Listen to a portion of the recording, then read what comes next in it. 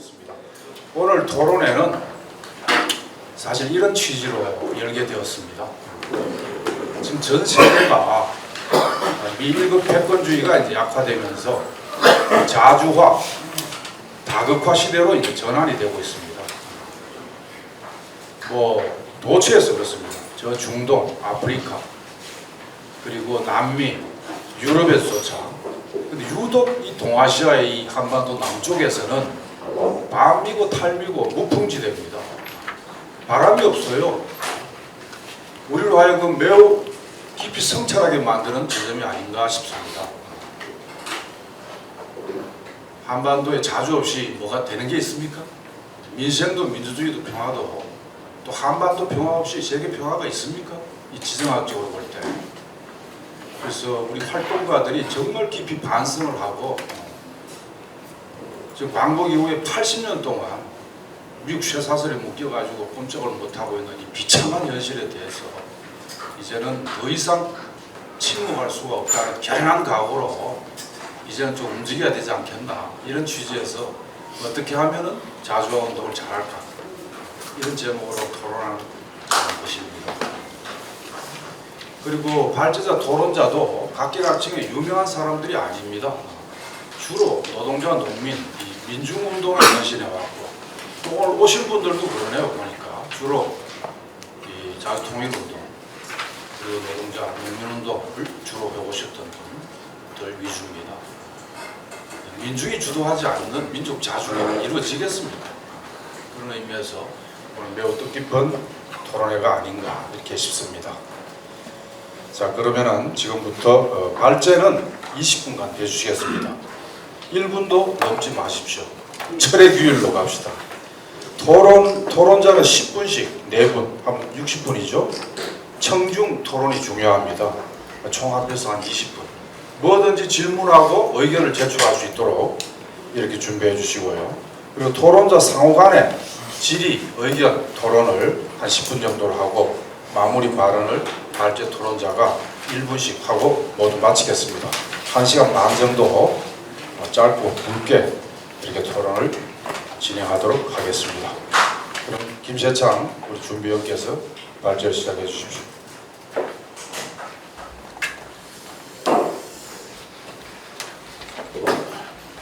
지금 저희가 세상을, 하여튼 다른 세상을 만들어 보자고 운동을 한 이래로 보면 요새처럼 정세에 민감하고 정세 토론을 많이 해보는 적은 없는 것 같아요. 그리고 또 하나 이제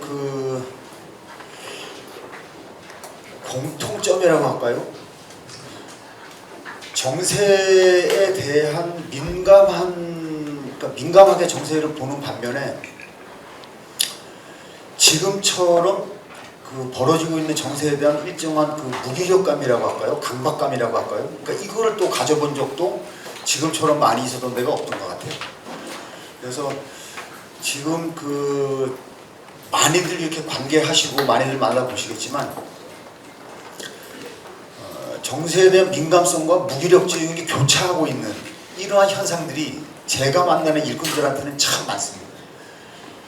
그래서 과연 지금의 정세의 무게를 우리 운동이, 우리의 역량이 과연 버텨낼 수 있을 거냐, 감당을 해낼 수 있을 거냐, 또는 역할을 할 수 있을 거냐, 이러한 고민들이 아주 진짜 많이 일어나고 있는 그러한 지금 상황이기도 한 것 같습니다. 근데 한편으로 보면 지금 정세가 굉장히 복잡해 보이기는 하는데 사실은 본질적으로 보면 굉장히 간명하고 명확한 그런 정세가 아닌가. 그래서 결국 남는 결론적인 문제는 뭐냐면 그럼 주체 역량이 어떻게 할 건데, 또는 주체 역량을 어떻게 키워나갈 건데, 이러한 문제들이 어느 때보다 더 우리에게 요구되는 그런 때인 것 같습니다. 저희가 지금 보는 것처럼 정세가 이제 근본 전환이 되었다고 얘기를 하는데요. 제가 오늘 이제 같이 이제 고민을 해보고자 하는 문제 중에 하나는 뭐냐면, 정세가 근본 전환되었는데 우리는 무엇을 근본 전환하고 있냐, 이 문제입니다, 사실은. 그래서 정세의 근본 전환에 따라서 운동 주체들 또한 변화되고, 또는 투쟁 방식이나 투쟁 구호나 이런 것들도 좀 좀 더 근본적으로 변화돼야 될 조금은 발빠르게 이것을 요구받고 있는 건데 사실은 그것을 하는데 대단히 우리가 더디거나 인색하거나 지금 그렇게 되어 있는 현실인 것 같습니다. 그래서 이제 오늘과 같은 토론회가 아마 만들어지게 된 그런 상황이다 이렇게 볼 수 있을 것 같습니다. 그 한반도 둘러싼 정세에 대해서 하늘 많이 이제 토론을 해보셨기 때문에 하여튼 남북 관계가 그 통일을 제한 특수한 그 민족 관계에서 국경을 맞대고 있는 두 개의 가장 적대적인 교전국과 관계로 변해버렸습니다. 이것이 우리가 지금 보는 가장 그 뚜렷한 정세의 근본전환의 하나고요. 또 하나 이쪽에 보시면 이게 이제 23년도 7월 달에 이제 나오게 된 건데요.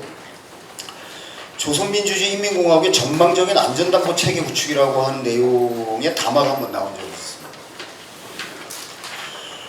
이것을 저희가 이제 한번 소개를 해드리고자 하는 이유가 뭐냐면 북쪽 현재의 정세를 지금 어떻게 보고 있고 또는 앞으로의 그 대미 투쟁 방침을 어떻게 지금 고려하고 있고 또는 이 조선반도에 우리가 흔히 이제 얘기를 해왔던 평화체제라고 하는 문제를 어떻게 인식하고 있는지를 좀 단적으로 볼 수 있는 그러한 대목일 것 같습니다. 그리고 지금 정세가 움직여져가는 힘과 원리가 과연 무엇이냐, 힘과 원리가. 그래서 이러한 것도 저희가 엿볼 수 있는 그러한 그 대목이고요. 이 담화에서 저희한테 그 주는 메시지 중에 하나가 뭐냐면 조미 대결전이라고 하는 것이 힘의 대결을 기반으로 하고 있는 건데 이것이 지금 장기성을 띠고 있다는 겁니다. 장기성. 그 장기성이 얼마만큼의 시간인지는 저희는 알 수 없습니다.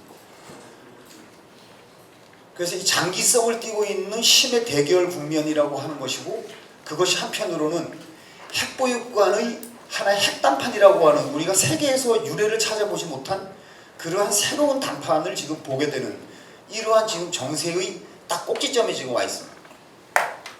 그럼 이거를 보면서 그러면 우리는 어떠한 전략을 가져야 되고 그 전략을 어떤 힘을 통해서 우리가 구현해 나갈 건지 이러한 고민을 하게 되는 대목입니다.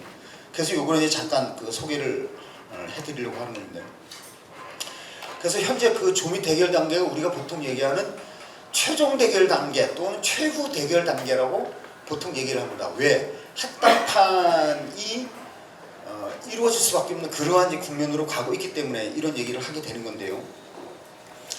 근데 2017년에 그 조선반도 비핵화에 관한 5개의 원칙적 요구라는 게 나와 있었어요.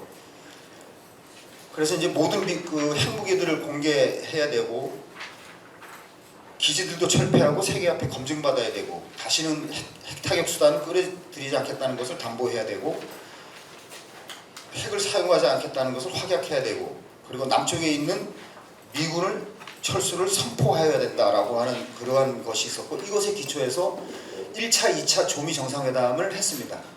근데 결국 그것은 결렬됐고 파탄나게 되어버렸죠. 그래서 북은 핵무력 적재법을 통해 가지고 다시는 비핵화라는 문제를 가지고 또는 핵을 가지고 흥정할 수 없도록 하는 것을 국가의 법으로 만들어 버렸습니다. 그래서 이제는 이거는 불가역적이고 불가변적인 그러한 핵보유의 상태로 들어가 버리게 되었습니다. 근데 여기서 이제 저희가 보는 거는 조선반도 비핵화라고 하는 것이 괌까지를 포함하는 조선반도 비핵화라고 하는 점입니다. 그래서 이때 5개 원칙적 요구가 나올 때 괌까지를 포함하는 조선반도 비핵화라고 하는 얘기가 같이 나오게 됐습니다. 그래서 그걸 보고 저희가 깜짝 놀랐죠. 그러면 이것이 단순히 핵을 포기하지 않겠다라고 하는 수준을 넘어가지고 이제는 핵을 가지고 미국과 정말 세계적인 새로운 역사를 쓰겠다라고 할 정도의 세계적 담판을 하겠다라고 우리는 그렇게 이제 보게 된 것이고 그럼 이것이 결국은 우리가 이제까지 보지 못했던 평화협정이라고 한 내용 안에는 실제로 조선과 미국 간의 핵군축 협상이라고 하는 문제를 내포하고 있다는 것을 저희가 이제 알게 되었어요. 그러니까 이것이 단순히 핵을 둘러싼 싸움의 문제가 아니고 이거는 사실은 세계로 움직여 나가는 대결 체제를 근본적으로 전환시키겠다. 그거 완전히 기울기를 다시 만들겠다. 이러한 얘기로 이제 저희가 알게 되었다라고 하는 거죠. 그래서 이러한 흐름 속에서 작년에 담화를 통해 가지고 이제까지 그 미국이 내놓았던 주한미군 철수나 제재 완화나 전략자산 전개 중단이나 합동군사훈련 중단이나 테러지국 해제 등등과 같은 이러한 것은 모두 가역적이고 가변적인 것인데 이거 말고 새로운 것을 들고 나와야 된다라고 하는 겁니다. 근데 이 담화에서는 뭐라고 밝히고 있냐면 미국이 내놓을 수 있는 새로운 것은 없을 것이다. 이렇게 또 단정을 짓고 있어요. 그러니까 결국은 무엇을 내놓아도 새로운 것은 없지만 새로운 것을 내놓는다고 해도 그것이 근본적일 수는 없다라고 하는 판단이 확정적으로 되어 있다라고 하는 것이고 때문에 더 이상 협상은 없다라고 하는 겁니다. 그래서 협상을 통해서는 그 어떤 문제도 풀지 않겠다 이러한 것이라고 하는 거죠. 그래서 결국 남게 된 것은 뭐냐면 반제 자주를 제일 국책으로 하는 제약 굴복 전략만 남게 되어버린 겁니다. 이 상황을 지금 우리가 같이 겪고 있어요. 그래서 이러한 것을 놓고 우리가 이 한반도 정세 또는 세계의 반제 정세를 움직여 나가는 정세의 원리이자 힘이라고 하는 건데 이것이 이제 장기화된다라고 하는 거죠. 그럼 장기화된다라고 하면 우리는 이 장기화된 국면 속에서 우리가 어떠한 대응을 해나가야 되냐 이것이 오늘 토론회를 마련하고자 했던 소위 반제자주 전략, 반제자주 노선을 들고 나가야 된다라고 하는 우리의 첫 번째 과제를 같이 이제 나누고 싶어서 말씀을 이제 드리게 된 겁니다. 근데 이제 이게 문제는 뭐냐면 평상시의 과정뿐만 아니라 유사시라고 하는 과정을 지금 또 다시 동반하고 있다라고 봅니다. 그래서 이게 정세가 어떻게 될지 지금 아무도 몰라요. 근데 여기에 이제 하나가 더 우리가 부채질을 하고 있는 것이 물론 이제 나토 얘기도 있기는 하지만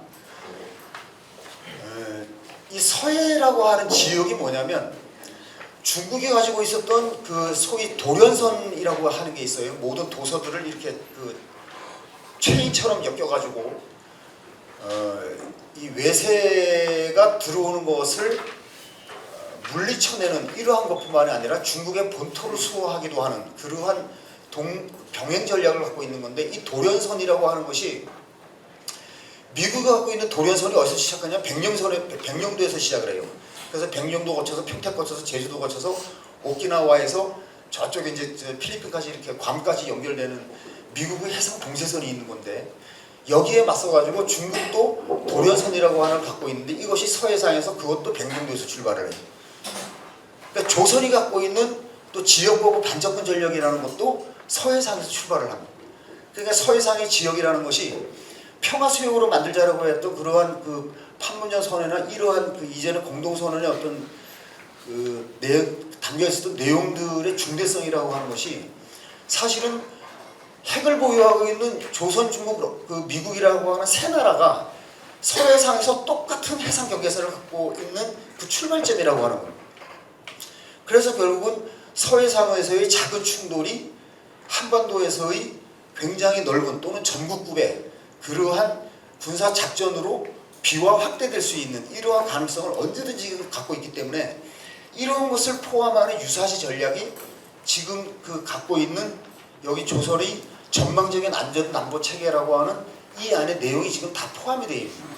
그래서 지금은 이것을 체결할 수는 없지만 미국이 자기 스스로의 본토를 자국민의 안전을 지키려면 이러이러한 불가역적이고 불가변적인 그리고 새롭고 근본적인 것을 내놔야 그래야 서로 간의 안전을 담보할 수 있다고 하는 것을 전망하고 있기 때문에 그래서 이름을 전망적인 안전담보체계 구축이라고 하는 표현을 이제 쓰게 된 겁니다. 그래서 이것이 지향하고 있는 귀결점은 여하튼 제약굴복입니다. 그래서 이제까지 해왔던 모든 평화협정을 둘러싼 협상 또는 각가지의 회담이 비핵화를 전제를 하고 있었거나 대북적대 정책의 그러한 포기를 전제를 하고 있었던 이러한 것이었는데 이런 모든 것이 다 없어져 버렸습니다. 이제는. 그래서 대북적대 정책을 포기한다고 하더라도 미군 철수를 하더라도 보름 만에 다시 기어들어올 것이 뻔하기 때문에 그러한 것 말고 완전히 새로운 것을 들고 나오는 것을 목표로 한다 이런 것인데 이것은 제약굴복을 전제로 한다는 겁니다. 그래서 스스로 적대 정책을 스스로 포기하고 스스로 굴복을 하지 않는 이상은 비핵화도 없고 협상도 없고 아무것도 없다고 하는 겁니다. 그래서 이것이 작년에 나왔던 전망적인 안전담보 체계 구축이 갖고 있는 현 한반도에서 일어나고 있는 정세의 어떤 원리이자 힘이자 방향을 하여튼 압축하고 있다, 이렇게 이제 보는 거죠. 그래서 여하튼 앞으로의 전선은 반제자주 전선이라는 것이 유일하게 지금 남아 있는 것이고, 유일할 뿐만 아니라 가장 강력한 전선으로 지금 그 역할을 하게 되고 있는 거죠.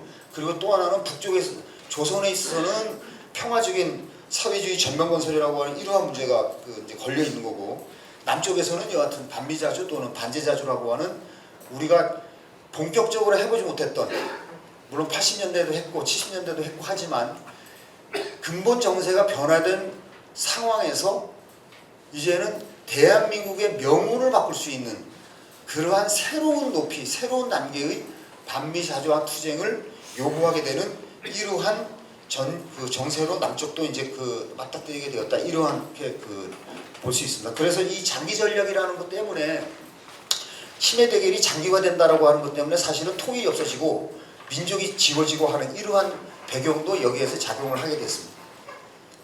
그래서 힘의 대결이 근본적인 해결 방법이고 힘의 대결이 장기화가 되는데 여기다가 통일과 민족을 껴넣고 할 수가 없게 되어 있다고 하는 거죠.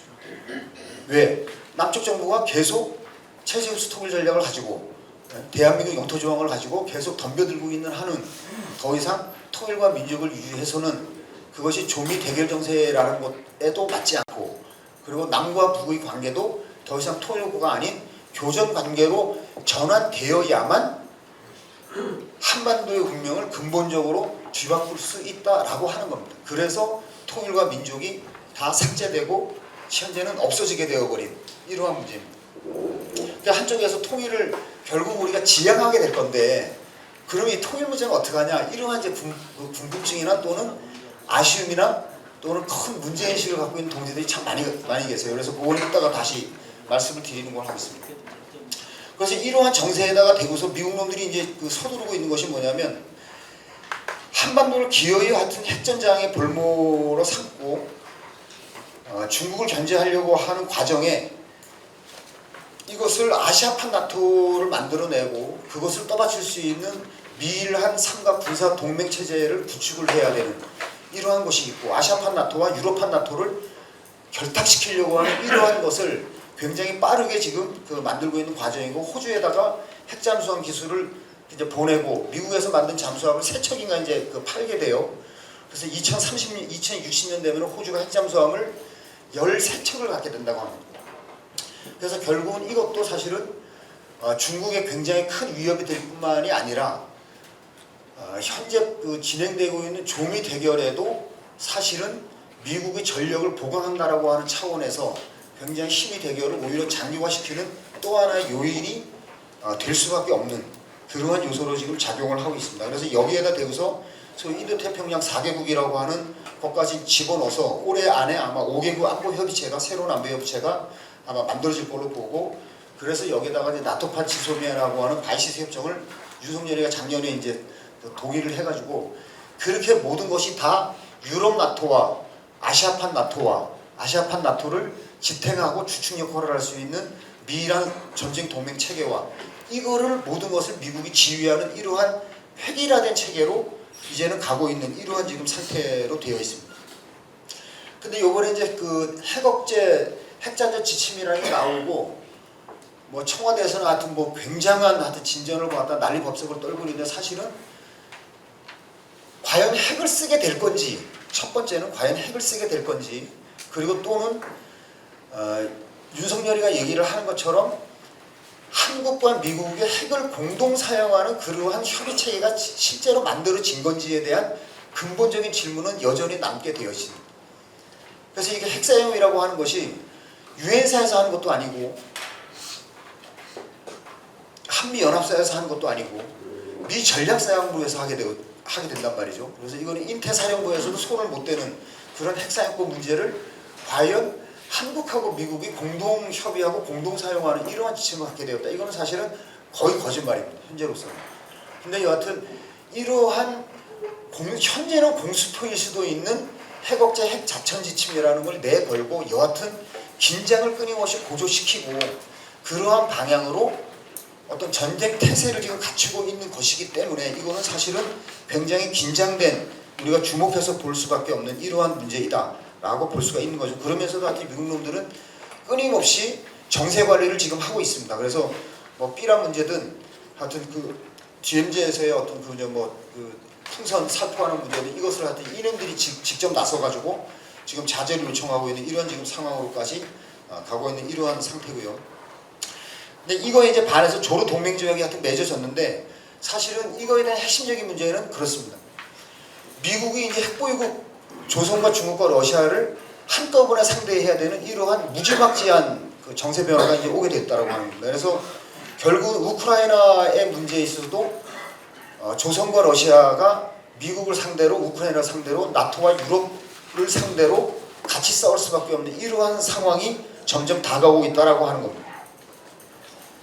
그래서 이게 이 강순남 국방상이 내놓은 담화를 봐도 우리는 국가의 주권적 권리와 안전을 수호하기 위한 정의의 싸움을 벌이고 있는 러시아 군대와 인민의 편에 언제나 서 있을 것이라고 하는 담화를 내놓게 됐습니다.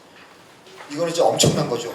엄청난 거. 그래서 우리가 6.25 전쟁 이후에 이 조선과 중국 간의 한미 공동전선과 미국과 유엔군이 같이 싸웠는 전쟁이었는데 앞으로 전쟁은 사실은 이게 조선과 중국과 러시아 대 유엔 사령부와 아시아 나토와 미국이 같이 싸우게 되는 세계적 규모의 전쟁의 판도로 뒤바꿔 버렸습니다.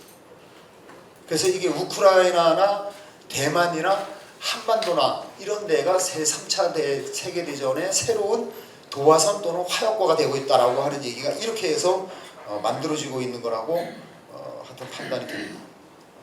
그래서 여기에 이제 조선이 끊임없이 핵무력들을 더욱 이제 고도화시키는 이러한 과정이 되었고, 이러한 지금 상태에서 조선 핵무력과 미국, 그러니까 조선 핵무력에 대한 미국의 새로운 그러한 그 입장들이 속속 지금 나오고 있는 이러한 지금 상황을 우리가 목도하고 있습니다. 그래서 이제 뭐 다른 나라에서 볼 수 없는 디젤 전기 잠수함이라고 하는 전술핵 공격 잠수함 김구노 함이 나와 있습니다. 물론 이게 핵 잠수함하고 디젤 잠수함하고 속도 차이가 한 3배에서 5배 정도 나기는 하는데, 여하튼 조선의 시점으로 볼 때는 디젤 전기로 가는 잠수함이긴 하지만 핵을 장착한, 그래서 이거를 소위 조선에서는 주체의 핵 잠수함 전략이라고 보통 그렇게 또 표현을 하기도 합니다. 그러니까 이건 다른 나라에서 있을 수 없는 이러한 문제죠. 그래서 이러한 전술핵을 탑재한 핵 잠수함들이 괌까지를 포함하고 있는 소위 지역보복 반접근 전략, 그 조선의 전략에 쓰인다라고 하는 거예요. 그래서 그것을 목표로 해서 이러한 무기 체계들이 지금 만들어지고 있는 거고, 거기에 따라서 모든 미사일이 고체 연료화되고 핵무기화되고 탄두 조종화가 되는, 그래서 마침내는 인공지능 하는 그런 항법 체계까지 이제 그 선을 보이게 된 이러한 상황까지 미국이 지금 그 감당을 하게 되고 있습니다. 그래서 여기에 관련해서 하여튼 미국 조화에서 여러 가지 지금 입장이 나오는데, 요거는 이제 5쪽, 6쪽에 있으니까 요거는 그 문서를 하여튼 좀 참고를 해주시면 될 것 같습니다. 여하튼 제일 좀 주목할 수 있는 거는 콜비 전 국방부 차관보가 얘기를 했던 거는 미국은 조선과도 싸우고 중국과도 싸우고 할 수 있는 군사적인 준비도 안 돼 있고 그럴 만한 군사력도 갖고 있지 못하라고 하는 이러한 자백을 지금 하고 있어요. 굉장히 주목할 만한 부분입니다. 그리고 미군 전력 다수가 한반도에 있으면 북한과 중국으로부터 엄청난 선제 공격을 당할 수 있다고 하는 거고요. 그래서 그거에 따라서 연장선상에서 더 유사한 입장들이 뭐냐면 미국의 궁극적 목표는 미 국민의 안전이다라고 하는 이러한 문제를 지금 얘기하고 있고, 주한미군의 존재 목적은 대만 방어다라고 하는 얘기가 지금 계속 이어서 나오고 있습니다. 그래서 하여튼 이런 것도 현재 앞으로 뭐 선거가 남아있기는 한데 뭐 그 누가 되든 간에 하여튼 일정한 변화가 있기는 하겠지만, 여하튼 이러한 기본 그 대미 입장이 변하지 않는다라고 하는 것을 그 전제해 볼 때에는 이러한 그 무기 체계나 또는 현재의 대결 양상들이 기어의 끝을 보겠다라고 하는 것은 좀처럼 수정되지 않거나 결코 수정되는 법이 없을 거라는 것. 그러니까 이것이 하여튼 현재 지금 정세가 주는 핵심적인 어떤 메시지다, 이렇게 그 볼 수 있습니다. 그리고 하여튼 한국 방어는 부차시될 수밖에 없거나 또는 심하게 얘기하면, 결정적으로 얘기하면 한국 방어에서는 아예 미국은 손을 떼게 될 겁니다. 그래서 이것이 우리가 보는 피할 수 없는 한미동맹의 운명이다 앞으로. 그래서 이것을 이놈들은 굳굳 부정하거나 그렇게 보고는 있지만 결국은 그래서 아까 말씀드린 대로 미국은 핵무기를 결코 쓰지 못하게 될 것이다 라고 하는 겁니다. 그래서 미국이 갖고 있는 최고의 안보 가치를 수호하는데 하여튼 모든 것이 최종적으로는 그 집중이 될 거기 때문에 한국 방어 문제는 부차시 될 수밖에 없거나 또는 결국은 손을 뗄 수밖에 없는 이러한 수순으로 갈 것이다 또는 갈 수 있도록 우리가 만들어야 한다 이런 거죠. 자, 그래서 오늘 이제 결론적인 그 부분을 이제 말씀을 드리면 지금 그 남북 관계가 적대적인 관계로 될 수밖에 없는 거는 딱 두 가지로 말씀을 드리면 미 제국주의 지배 간섭이 여전히 한반도에서 기승을 떨치고 있기 때문이다 라고 하는 겁니다. 그리고 또 하나는 신냉전의 존재 문제입니다. 그래서 이 미 제국주의 지배 간섭과 신냉전이 기승을 떨치고 있는 것 때문에 남북 관계는 통일 관계가 아닌 적대적 관계로밖에 될 수 없는 그러한 근본 원인이고, 또 하나는 뭐냐면 우리가 이제 진보운동이나 노동운동이 탄압을 받을 수밖에 없는 이유가 뭐냐면 기본적으로 한국 재벌이라는 것이 한미동맹이나 국가보안법이나 냉전체제나 이런 것을 하여튼 이런 거에다가 빨대를 꽂고 하여튼 성장을 한 놈들이에요. 한국 재벌이라는 것이. 그러니까 결국은 뭐냐면 한미동맹이나 냉전체제가 없어지면 한국 재벌은 사실은 쪽을 못 쓰게 됩니다. 그러니까 우리가 투쟁을 할 때 재벌에 대한 직접적인 공격을 하는 것도 필요하고 중요하지만 또 하나를 보면 사실은 한국의 미제로부터의 그러한 간섭을 우리가 줄여내거나 또는 청산해내거나 또는 냉전체제를 우리가 근본적으로 약화시키는 그러한 투쟁의 조건이 되게 되면 사실은 한국 재벌들은 물먹은 담벼락처럼 사실은 힘을 못 쓰게 되는 이러한 상황을 우리가 이제 목도를 하게 될 거라고 하는 거죠.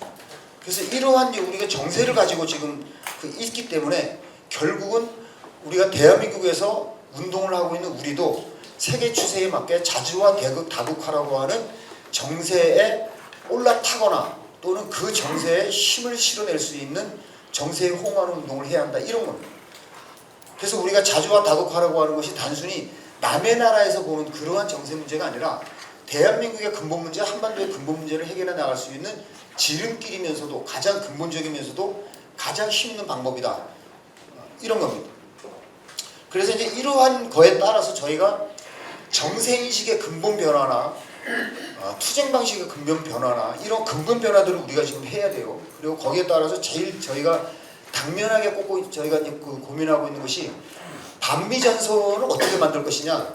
이거는 대단히 시급한 과제가 아닐 수 없다 이런 거고요. 그거에 따라서 우리가 반미 운동을 대중화시켜야 된다라고 하는 이러한 근본 변화를 저희가 빨리 이루어내야 된다 이런 겁니다. 그래서 지금 어느 누구를 만나봐도 우리가 지금 하는 투쟁들이 하나의 투쟁, 하나의 깃발, 하나의 목소리, 하나의 대오 이거를 요구하는 동지들이 참 많습니다. 이거를 그 누구가 어떤 이유로도 사실은 외면할 수 없는 그런 문제죠. 그래서 하나의 깃발, 하나의 투쟁, 하나의 대오, 하나의 목소리. 근데 사실은 이 우리가 지금 하고 있는 운동들이 이러한 것에 우리가 복무하고 있다 또는 이런 방향으로 가고 있다라고 얘기하기에는 사실은 거리가 먼 상태로 지금 운동이 전개가 되어 나가고 있습니다. 그래서 정세라고 하는 것이 여하튼 이게 본질과 현상의 총체로 하여튼 이루어져 있는데 본질이라고 하는 것은 여하튼 제국주의 패권이 하여튼 몰락해가고 침략을 반대하고 그리고 반제국주의 반식민지와의 투쟁이라는 것이 본질이고 또 거기에 따르는 어떤 현상이라고 하는 것이 견제와 봉쇄들이 기승을 떨치고 다중적인 그러한 전쟁이 지금 벌어지고 있는 이러한 현상들로 해서 지금의 정세가 지금 만들어져 있습니다. 그리고 여기에 이제 뭐 블록화가 이루어지고 동맹화가 이루어지고 하는 이러한 것들이 굉장히 이전보다는 굉장히 강하게 지금 나타나고 있는 거죠. 그래서 이러한 본질과 현상들이 대한민국과 무관하게 지금 벌어지는 것이 아니라고 하면 대한민국과 대단히 밀접하게 연결이 되어서 지금 진행되고 있기 때문에 다극화와 자주화의 정세는 남의 나라가 정세가 아닌 대한민국의 어떻게 보면 근본적인 과제이다 이렇게 이제 말씀을 드릴 수가 있습니다. 그래서 결국은 미국의 지배 간섭과 신냉전을 깨는 자주화 다극화에 호응하는 투쟁을 만들어내는 것 이것이 대한민국 운동의 가장 전면에 나서는 지금 과제라고 볼 수 있습니다. 그래서 우리 노동자 민중의 투쟁도 그러한 반미반제라고 하는 근본적 요구와 굉장히 밀접하게 진행이 되어 왔고, 또 앞으로는 그것에 연결되어 있는 문제일 뿐만 아니라 반미반제를 더욱더 전면화시켜야 되는 그러한 정세의 속도를 요구하게 되는 이러한 지금 상황이다, 이렇게 볼 수가 있는 거죠. 그래서 구호의 문제가 우리가 그 고민을 좀 해볼 필요가 있는데요. 사실은 지금 우리가 운동을 하면서 평화협정 체결 문제 또는 그 반미를 둘러싼 구호 문제들이 지금 제가 보는 그 견지에서는 거의 정리가 되어 있지 않습니다. 그래서 이게 지금 그 정세 변화에 따라서 몇 개의 단체들이 명칭 전환을 하고 조직 전환을 하고 하는 과정에서도 통일 문제를 넣어야 되는지 말아야 되는지에 대한 그러한 토론들을 하는 거를 저희가 또 이제 지켜봤어요. 제가 이제 분란을 만들 그 이유는 없는 건데요. 하여튼 이제 고민을 해보십시다라고 하는 차원에서 말씀을 드리는 게, 저는 앞으로 저희가 하는 반미운동 과정 안에 통일자도 그렇고 평화협정도 저는 맞지 않는다, 이렇게 저는 보는 입장이에요. 그래서 평화협정도 정세에 적합하지 않은 그러한 사실은 맥락이 없거나 굉장히 그 공허한 그런 구호로 될 가능성이 많아져 있습니다. 그리고 우리가 만들어내는 그 외치는 구호들이 사실은 대상이 있어야 되고 주체가 있어야 되고, 그것으로 하여금 우리 투쟁의 대결 구도를 명확히 만들어야 되고 적이 누군지를 명확하는 이것이 구호 안에 다 담겨져 있어야 돼요. 근데 평화협정이라는 구호는 그럼 이거를 어디에서 촉구를 할 거냐, 이런 거예요. 조선은 평화협정 체결할 생각이 없습니다. 아예 지금은. 그리고 평화협정을 가지고 논의를 감론을 정세도 아니라는 거예요. 그럼 우리가 평화협정을 미국에다만 얘기를 할 거냐, 그리고 그거를 대중이 외칠 수 있는 구호로 만들 거냐. 그러니까 이거는 사실은 공허하거나 정세의 맥락과 맞지 않는 것입니다. 그래서 통일이라는 문제도 사실은 마찬가지입니다. 통일운동을 할 수 없는 상태로 되어버렸어요. 통일 사업도 할 수 없는 상태로 되어버렸습니다. 근데 통일은 지향해야 돼요. 앞으로 유사시라고 하는 것을 배제하면 하는. 근데 통일이라는 게 언제 이루어질지 모릅니다. 그래서 우리가 보통 얘기하는 게 남쪽에 자주민 정부가 수립되어야 통일의 문제가 다시 부상될 거다라고 얘기를 하는데, 그것이 언제가 되면 요원한 문제라고까지 얘기를 했습니다. 그래서 지금은 통일 사업을 할 수 없는 상태에서 통일이라는 문제를 굳이 대중적 지향도는 우리가 거기에 익숙해져 있기 때문에 그거를 그냥 가지고 가는 이런 문제보다는 정세에 호응하는 측면을 더욱더 우리는 강화시켜서 그렇게 우리가 구호를 들고 대결 구도를 명확히 해나가는 것이 저는 대중운동을 만들어 나가는 데에서 대단히 오히려 중요한 본질적 문제다, 이렇게 보는 것입니다. 그래서 우리가 지나간 그러한 과거 정세에 들었던 그러한 구호와 그러한 의제들에 연연하지 말고 지금 정세를 보다 본질적이고 근원적인 차원에서 우리는 대응해 나가고 그것을 대중과 같이 합의하고 설득해 나갈 수 있는 운동을 만들어 나가는 것이 필요하다. 그래서 구호에는 여하튼 정세의 적합성, 정세에 호응하냐 문제가 굉장히 중요하다고 봅니다. 물론 대중의 눈높이도 중요하고 대중의 준비 정도도 중요하지만 그것은 우리가 본질적인 문제를 어떻게 대중에게 다가서고 어떻게 설득시키고 동의를 받아내느냐는 과정과 방식의 문제이지, 그 본질의 문제를 다른 것으로 치환하는 방식으로는 해서는 안 된다, 이런 겁니다. 그래서 최소한 운동 안에서 미국을 반대한다, 미국을 규탄한다, 미국은 나가라라고 하는 이러한 구호 정도는 모든 사사건건이 그러한 그거에 저는 달라붙어야 된다, 지금은. 그래서 뭐 나중에 이제 말씀을 하실 거지만 지금 뭐 우리가 물가 문제도 있고 여러 가지 이제 문제가 있지 않습니까? 사실은 이 모든 것들이 다 미국이 일으키고 미국이 전가하는 이러한 문제인데, 뭐뭐를 전가하고 뭐뭐를 야기하고 뭐뭐를 부담 지우는, 미국을 반대한다, 규탄한다, 이렇게 돼야 제가 볼 때는 대중으로부터 현재의 정세가 어떠한지, 우리의 운동이 어떻게 나가야 되는지, 우리의 문제를 근본적으로 전환하려면 어떻게 미국이라고 하는 것과 결부시켜서 나가야 하는지, 이렇게 될 수 있겠다라고 보는 겁니다. 딱 마지막으로 이제 말씀을 드리면, 오늘 이 반미 자주와 다극화라고 하는 정세 말씀을 드리고 반미 반제라고 하는 것에 우리가 호응할 수 있는 그 대중운동을 만들자라고 말씀을 드리면서, 이 출발점은 여하튼 간부로부터 저는 해야 된다, 이렇게 이제 보는 겁니다. 저희가 이 반미 반제 변혁 운동에 복무하는 노동운동, 이런 개념을 가지고 토론해 본 적이 있습니까, 근래에? 그래서 이런 것들부터 저는 활동가들 간부서부터 시작을 해야 된다고 보는 거죠. 반미, 반제, 변혁운동에 복무하는 노동운동은 과연 그건 무엇인가? 그 노동운동은 그러면 우리가 어떤 구호를 들고 나가야 하는가? 그래서 이러한 과제들을 우리가 간부들로부터 먼저 시작하자라고 하는 과제 또는 그러한 주장을 좀 제출을 드리면서 이 정도로 해서 줄이도록 하겠습니다. 그래서 앞으로 우리가 반미전선을 만들어내고 단결을 하고 우리가 그 투쟁의 관역을 명확히 하는 이러한 문제들에 좀 더 우리가 주저함이 없이 좀 더 본질적으로 접근하고 고민할 수 있는 그러한 자리가 되었으면 좋겠습니다. 감사합니다. 고생했습니다.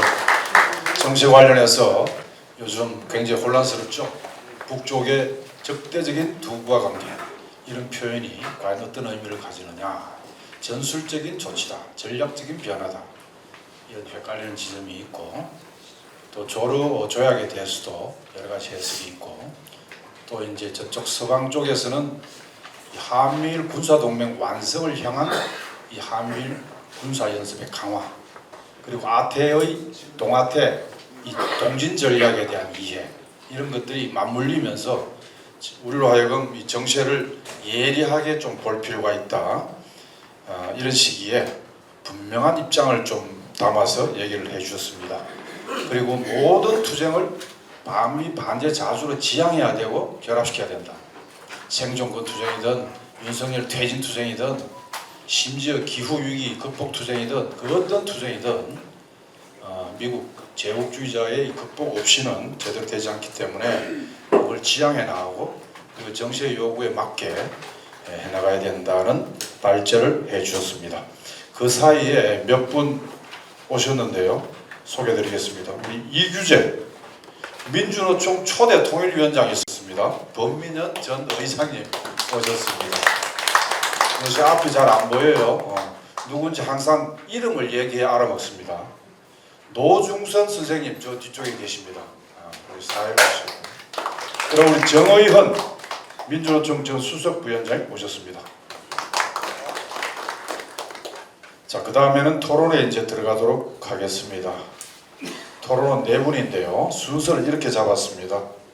함재규 민주노총 통일위원장이 먼저 해주시고 스다윗 동지가 두 번째, 강동아 동지가 세 번째, 그리고 마지막에 백철현 동지가 이 모든 어떤 정치인식의 편향이라든지 오류라고 생각되는 부분을 예리하게 이렇게 수술칼로 이렇게 수술을 하듯이 얘기를 해주겠습니다.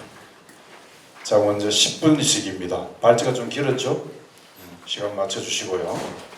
한번 시작하시죠.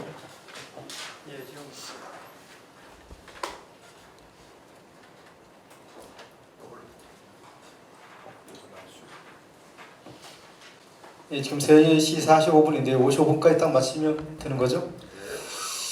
먼저 민주노총 반미운동의 내용과 과제라는 부분을 제출을 드렸지만 사실은 민주노총이 지금 제가 개별적으로 제출해 드릴 수 있는 것들은 사실은 한계가 있다고 좀 보고 있습니다. 그래서 어쨌든 민주노총의 공식 단위에서 결정된 것들을 제가 좀 편집을 하고 또한 사업계획서에서 나왔었던 내용들이나 아니면 전망, 인식 그리고 마지막에는 저희가 이제까지 각 가맹 산하 조직을 돌면서 민주노총이 제시를 했었던 어떤 우리의 입장이라든가 이런 부분들을 좀 말씀을 드릴 것이고요. 우선 다가오는 8월 10일이 저희가 8.15 전국 노동자 대회가 있고요. 그 다음에 바로 이어서 8.15 범국민대회가 있습니다. 그런데 공통적인 것으로 올해 하나 사실은 굉장히 큰 합의를 이뤄낸 것이 좀 부분이 있습니다.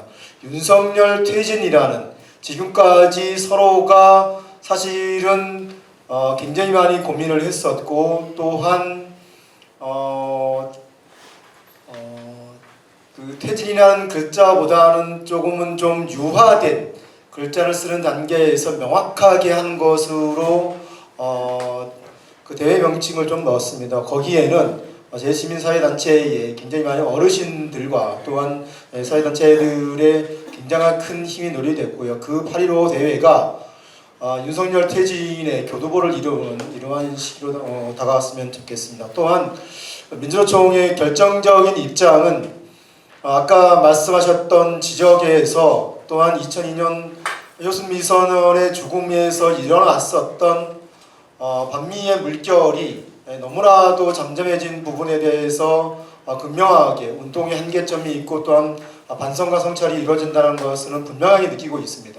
그러면 민주노총은 무엇을 할 것인가의 핵심적인 요소는 가장 낮은 단계에서부터 우리 조합원 동지들 그리고 우리 간부 동지를 변혁시켜내지 못하면, 그래서 그 변혁의 가장 조안점은 반미 의식을 제대로 미국을 알리는 것을 제대로 해내지 못하면 우리가 준비하는 근본적인 전면항쟁을 이루지 못한다는 것에서 출발한다고 말씀을 좀 드릴 수 있겠습니다. 일단 문제의 제기는 이런 겁니다. 과연 6.15 공동선언이 깨어진 지금 당장 우리의 통일 과제는 무엇인가, 그리고 민주노총이 과연 이제 반제자주 반전평화운동에서 가장 역점을 둬야 할 것은 무엇인가, 그리고 반미 역량 강화가 이후 정말로 우리가 준비할 수 있는 전면항쟁에 가까운 교두보가 될 수 있는가, 이런 문제의식을 가지고 좀 출발하도록 하겠습니다. 우선 두 번째는 민주노총 2024년 사업계획의 한반도 정세의 전망과 인식이었습니다. 이게 1월달에 사실은 굉장히 아주 급변하는, 특히 북에서의 발표 이후로 사실은 1월달, 2월달까지도 저희가 정세 전망 관련돼서는 사실은 정신을 못 차리는, 어떤 것이 어떤 내용이고 어떤 것을 파악을 해야 될지도 사실은 구분하지 못하는 그런 단계였습니다. 그럼에도 불구하고 정세 전망과 인식 관련돼서는 좀 제출을 했었습니다. 그래서 아까 핵심적인 내용들은 모두 다 발제를 하셨기 때문에, 다만 1월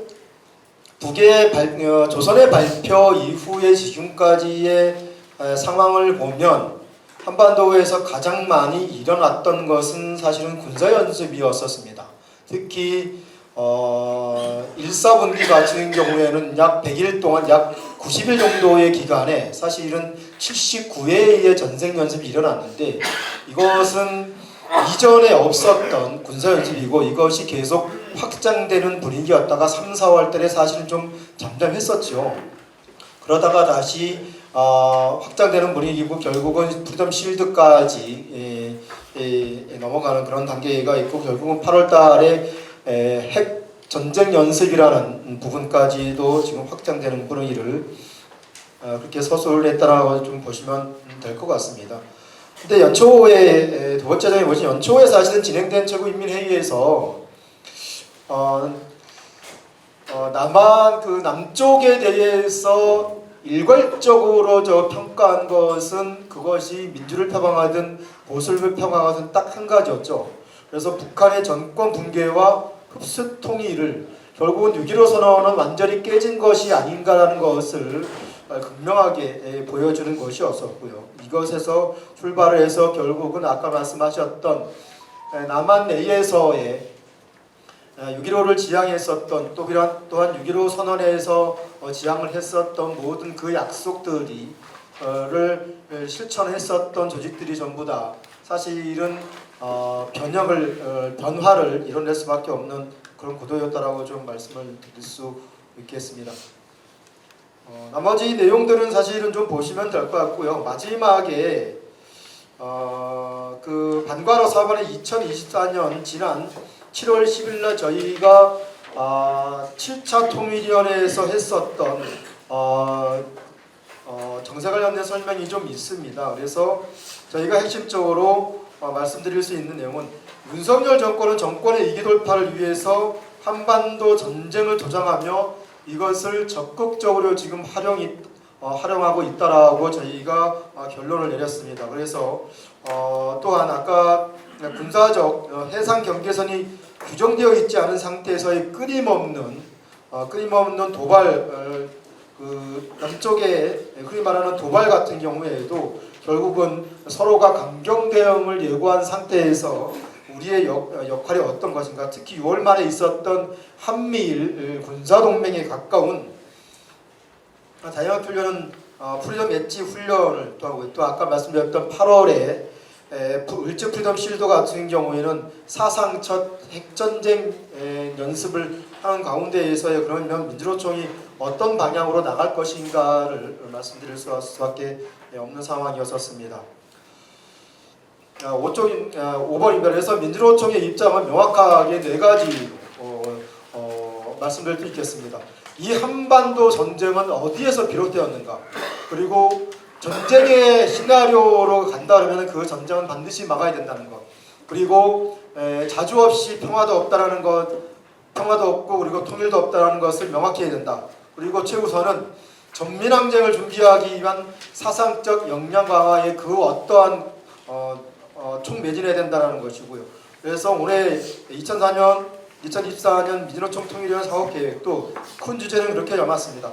전쟁 위기를 부르는 한면 군사연습 그리고 한미일 군사동맹을 반대한다는 것이고 또한 반제반전 노동자 자주통일 운동 역량 강화로 한반도 평화를 실현하자는 것이었습니다. 7대 영역 중에서 마지막에 있는 것을 누차 말씀드릴 수밖에 없는 것은 가장 낮은 단계에서의 통일 역량을 키워낼 수 있는 이런 방향으로 가자. 그래서 자주통일 역량 운동의 역량 강화를 키워내는 그 방향으로 가장 핵심을 2024년에 지금 모으고 있습니다. 그래서 제 시민사회단체와 공동으로 우선 민주노총 내에서는 미국과 결별해야 하는 10가지 이유를 가지고 우리 간부 동지들과 노동자 동지들을 상대로 자주평화 집중교육을 현재도 지금 진행을 하고 있습니다. 이미 5,000명이 넘는 간부 동지들을 교육을 시켜냈고요. 거기에는 미국의 신자유주의 경제정책 그리고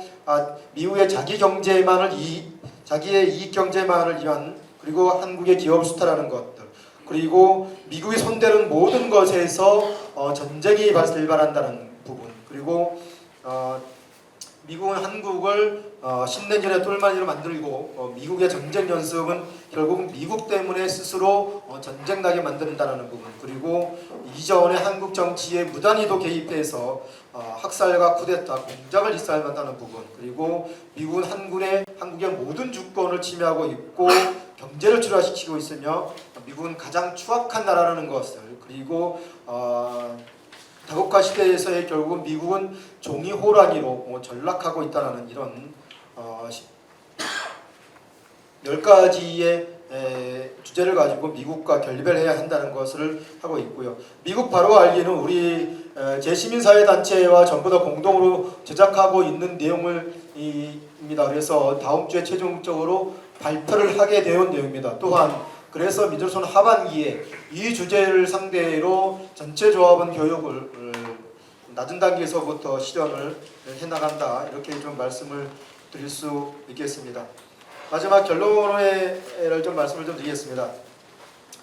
반미운동의 과제는 무엇인가라는 부분에서 결국은 그 어느 때보다도 자주통일 역량 강화가 어느 때보다도 좀 절실하다는 부분입니다. 특히 우리의 주장이 아무리 옳고 정당을 해도 이를 실현할 수 있는 힘이 없으면 즉 우리가 전민항쟁을 이끌 수 있는 힘이 없으면 불가능하다는 것입니다. 또한 이전에 민주노총 정기대의원대회 또한 두 번의 임시대의원대회에서도 누차 사실은 논쟁이 되었던 부분이 하나가 사실은 양비론이었습니다.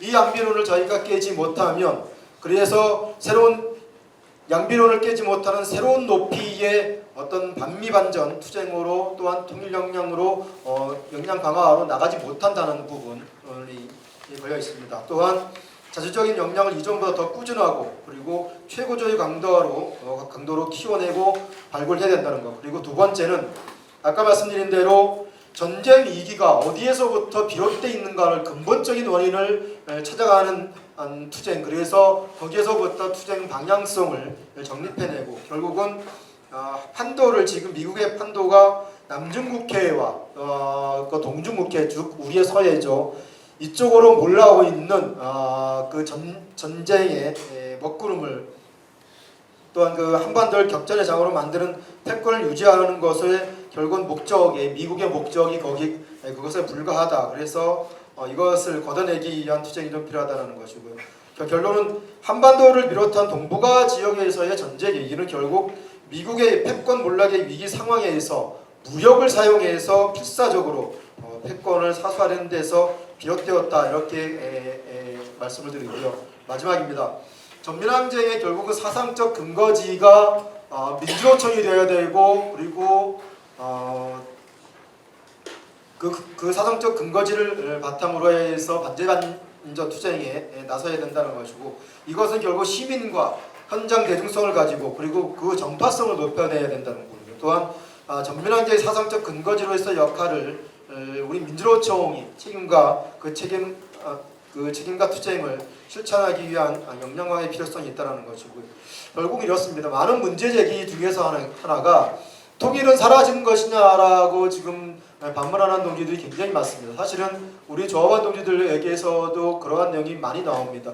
스스로의 우리의 구호에서도 통일이 사라지는 부분에 대해서도 일정 부분 이것이 반성과 성찰이 좀 있어야 된다는 부분이 좀 있습니다. 그런데 수면 아래로 사실은 통일을 가라앉은 것이 아니라 자주 없이 통일이 없다는 보다 강화된 자주운동의 새로운 전형을 만들어내는 것이 우선적으로도 필요하다. 그래서 새로운 높이의 어떤 반제반미 반전운동으로 종속적인 한미동맹의 분단적인 모순과 신냉전 체제를 극복하는 자주통일 평화운동으로 가기 위한 또 하나의 사상적 역량 강화에 가장 낮은 단계로부터의 운동이 좀 필요하지 않나 이렇게 결론을 좀 말씀을 드리고 민주노총 입장을 좀 말씀을 좀 드리도록 하겠습니다. 이상입니다. 네. 민주노총 할 일 참 많습니다만 이제 드디어 반제 이 자주 결합시키는 이런 활동을 대대적으로 하겠다는 말씀이었습니다. 특히 미국과 결별이하는 10가지 이유 한번 읽어보십시오. 특히 경제 자주화 문제에 대해서 민주노총 조합원하고 쉽게 좀 다가갈 수 있는 이런 소재를 가지고 해설하면 굉장히 효과가 클 것 같습니다. 어제 언론에서 이런 보도가 나왔습니다. 미국이 대중 반도체 규제하느라고 동맹국도 미국의 반도체 기술 접근을 도와주면은 무조건 제재를 가하겠다는 이런 보도가 나왔습니다. 그래서 사실은 이 10대 90의 극단적인 대한민국의 불평등 860만에 이르는 비정규직도 결국은 제국주의 독점 자본을 정점으로 한 재벌과 중소기업이 다단계 부당 증가 과정에서 생긴 문제잖아요. 그런 문제에 대해서 우리가 목적의식적으로 교육하고 선전하고 해야 되는데 아직 제가 볼 때 제가 민주노총 정책 자문위원 맡고 있습니다만은 제가 볼 때 아직 구호화시켜가지고 아주 설득력 구호화시켜서 현장에 공공연하게 교육 선전하고 실천하고 이러지는 못하는 단계입니다. 그래서 5,000명 교육시킨다는데 아주 훌륭합니다. 나중에 우리가 더 잘할 수 있도록 우리 함 위원장 박수 한번 보내주십시오. 두 번째로 스타일 동지가 반미 자주화 운동에서 노동자의 역할과 과제에 대해서 토론해 주시겠습니다. 네, 반갑습니다. 민주노총 서울본부 반전평화통일위원장 서다혜시입니다. 이제 기라성 같은 선배님들 앞에서 이 발제문과 별 이견도 없는데 토론을 하게 돼서 매우 당혹스럽고 또 영광스럽기도 합니다. 어쨌든 보시면 아시겠지만 자료 중에서 제가 제출한 토론문이 가장 짧습니다. 그만큼 이제 발제문에 대해서 별다른 이견이 없다는 것을 간증하고 있는 거라고 이해해 주시면 되겠습니다. 그 이제 발제문 보시면은 13페이지네요. 마치며 들어가는데 현장 간부들을 만나보면 인단도 하기도 바쁘고 고충 처리하기도 버거운데 반미 투쟁할 시간이 어디 있냐는 농 섞인 푸념을 종종 듣는다. 예, 제가 이런 농 섞인 푸념을 많이 했습니다. 실제로 오늘도 지금 조정회의 하고 뭐 오느라 정신이 한 집 하나도 없었고요. 지금 민주노총 5층에서는 작은 사업장 조직화를 위한 초기업 단위 교섭 관련된 워크숍을 하고 있는데 거기 한참 듣고 있다가 막 달려 내려왔습니다. 진짜 뭐 정신이 없고 그러다 보니까 고충 처리 이런 거 신경도 못 쓸 상황이긴 한데요. 진짜로 많이 바쁘긴 합니다. 그럼에도 불구하고 어쨌든 뭐 토론을 좀 하게 된 이유는 그만큼 우리 시대에 지금 이 시기에 반제 반미 투쟁이 우리 사회, 한국 사회 변혁에 결정적 중요성을 가지고 있다라는 사실이 점점 더 명확해지고 더 그 중요성이 한층 더 부각되고 있기 때문에 감히 이 자리에 나와서 좀 말씀을 드리게 됐습니다. 사실 현장에서 보면은 우리 이제 반미 반제 이야기하는 게 너무 어렵습니다. 반미 반제라는 네 글자 말하는 것 자체가 상당히 어려운 일이고 이 네 글자를 말하는 순간 좌번들은 도망갑니다. 그냥 아니면은 길을 닫죠. 한참 임금 인상하고 이렇게 뭐 우리 사장 새끼 나쁜 새끼 이런 이야기 하면은 특히 좋아하다가 그냥 미국 놈들 새끼들 나쁜 새끼들 하면은 그냥 앞에서는 아무 말 안 합니다. 앞에서는 아무 말 안 하는데 두 번 다시 저랑 이렇게 술을 마시거나 같이 어디 길을 걸어 간다거나 어디 집회를 가자라고 했을 때 네네 하면서 나타나지 않습니다. 그런 이유가 어디 있을까? 이렇게 고민을 하게 되고 방금 사회자께서 말씀하셨듯이 진짜 이 미국 문제를 대중들이 즉각적으로 알 수 있게 어떻게 구호화시킬 것인가, 어떻게 교육할 것인가 숙제입니다 사실. 그래서 많은 시도를 현장에서 해봤고 했지만 아직까지 그렇게 좀 효과적인 그리고 그것이 은을 바랬다라고 말하기 좀 어려운 현실인 것 같습니다. 여기에는 여러 가지 이제 사실들 그리고 다양한 이제 이데올로기적 선전 이런 것들이 효과를 발휘하고 있기 때문이다라고 보여주고 특히나 간부대오 내에서 혹은 진보 진영 내에서 혹은 운동 진영 내에서 여전히 그러한 인식들이 힘을 발휘하고 있기 때문이다라는 생각을 하게 돼서 미국은 제국주의고 한국은 식민지다라는 사실은 변함이 없는 사실이라는 것을 한번 좀 강조를 드리고 싶습니다. 당연히 이제 제국주의 지배 형태는 많이 바뀌었습니다. 다들 아시겠지만은 2차 세계 대전을 전후로 해서 구식민지, 신식민지 이렇게 나뉘었던 것들 그리고 세계화 시대에 들어서면서 새로운 양태의 어쨌든 제국주의적 지배 질서, 성격 이런 것들이 확장되어지고 심화되어져 왔습니다. 이런 것들을 보면요. 다들 아시다시피 기본적인 정치 군사적 지배를 바탕으로 해서 진행이 됐습니다. 신식민지 체제가 돼서 이렇게 역포적 주권이라든지 자유 해방 이런 것들을 이야기하고 있는데 물론 이제 전 세계 민중들의 투쟁에 의해서 제국주의 후퇴한 측면을 반영한 것도 있겠지만은 혹자는 이런 표현도 합니다. 전묘 제국주의다. 전 세계에 걸쳐서 59개국에 800여 개의 미군 기지가 있습니다. 이것이 세계를 지배하는 힘이고 미국 제국주의의 힘인 거죠.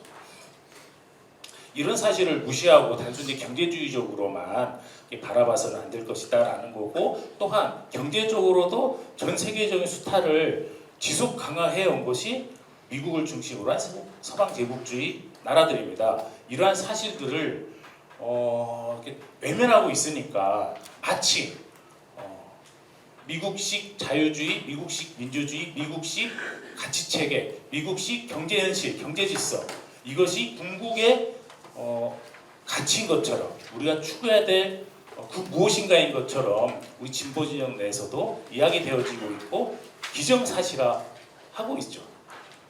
노동운동 내에서도 이제 그러한 인식이라든지 사고방식이 만연해 있는 것 같습니다. 저는 이제 쉽게 계량주의니 이렇게 낙인 찍고 싶지는 않지만 우리가 아무리 임금 인상 투쟁을 하고 미조직 노동자 권리찾기 사업을 하고 무슨 제도 개선 투쟁을 한다고 한들 한국 사회가 변하지 않고서 노동자 민중의 근본적 처지가 변할 리는 없습니다. 그리고 한국 사회의 또 근본적 변혁을 우리가 이룩하지 않고서는 그 어떤 것을 이야기하기도 힘든 거죠. 그런데 많은 분들은 여전히 지금 그런 한국 사회 근본적 변혁이라기보다는 눈앞에 제도 개선 투쟁, 작은 권리 찾기 사업 물론 폄하하는 건 아니지만은 여기에 많이 머물러 있는 것 같습니다. 저도 거기에 많이 매진하고 있는 사람 중에 하나이긴 한데요. 하지만 우리가 근본적인 변혁에 대한 지향을 포기하는 순간 그것은 그저 미국식 질서 혹은 미국이 선전에 되고 있는 노동 질서, 노동 체계, 노동 가치를 그냥 온전하고 있는 그대로 받아들이는 수준으로 그칠 수밖에 없다라는 이야기를 카메라가 찍고 있는데 감히 해보고 싶습니다. 뭐 저를 욕하셔도 저 포기했습니다. 이제 뭐 한번 이렇게 토론회 한번 했다가 때려맞고 그럴 바에는 그냥 대놓고 이야기하자 뭐 이런 좀 생각을 좀 하고 있는데요. 사실 그렇죠. 그리고 뭐 아까 이제 발제자 동지가 이제 이야기를 하셨는데 이렇게 나이가 진짜 애람되지만 제가 나이 50이 넘어서서 이렇게 피가 끓는 경우는 처음이었습니다. 다시 제가 이제 청년 세대로 돌아간 듯한 느낌을 좀 받았는데요. 지금 이제 우리 이제 진보진영 내에서 정리돼야 할 내용들 이런 것들 중에 핵심은 바로 제국주의 식민주의 문제다. 저는 한국 사회의 식민지성을 부정하는 모든 논리들은 다 하나로 귀결된다. 일제강점기 식민지 근대화론과 똑같은 논리 구조로 가고 있습니다. 그냥 경제 규모가 커졌고 아스팔트 막 깔려 있고 서울시 한강 야경이 그냥 휘황찬란하지 않습니까? 그러니까 식민지가 아니라는 겁니다. 그렇지만 식민지냐 아니냐의 여부는 그런 데 있지 않습니다. 아시다시피 주권의 여부죠. 독자적 주권을 행사할 수 있냐 없냐의 문제인데 차라리 흙길 바닥에서 대충 흐름한 옷 입고 한호성을 지르고 있는 니제르나 부르키나파소는 뭡니까? 하여간 그 아프리카 민중들이 살고 있는 그 나라들이 자주국가인 거죠, 사실. 독립적 행위자로서 자기 역할을 가져갈 수 있기 때문입니다. 그래서 좀 진보진영 내에서 그런 핵심 문제들이 먼저 좀 정리가 되겠다라는 좀 고민을 하고 있고요. 그런 측면에 있어서 또 미국의 실체를 폭로하고 제국주의에 대한 선전 교육을 강화하기 위한 공동의 반미 반제 플랫폼이 필요하지 않겠냐라는 고민을 한다. 다양한 이제 뭐 연구를 하고 계시는 분들, 교육 활동을 하시는 분들, 실천 활동하고 계시는 분들 많습니다. 이런 자료들을 좀 정리하고 공유할 수 있는 일단 뭐 이런 게 있어야 조합원들 대상으로 해서 이야기를 하고 그 이야기를 들은 조합원들이 다음에도 저를 만나서 술을 마시면서 미국놈도 어떻게 때려잡을 것인가 이야기를 할 수 있지 않겠냐 뭐 이런 좀 고민을 좀 하게 되고요. 또 하나는 특히 이제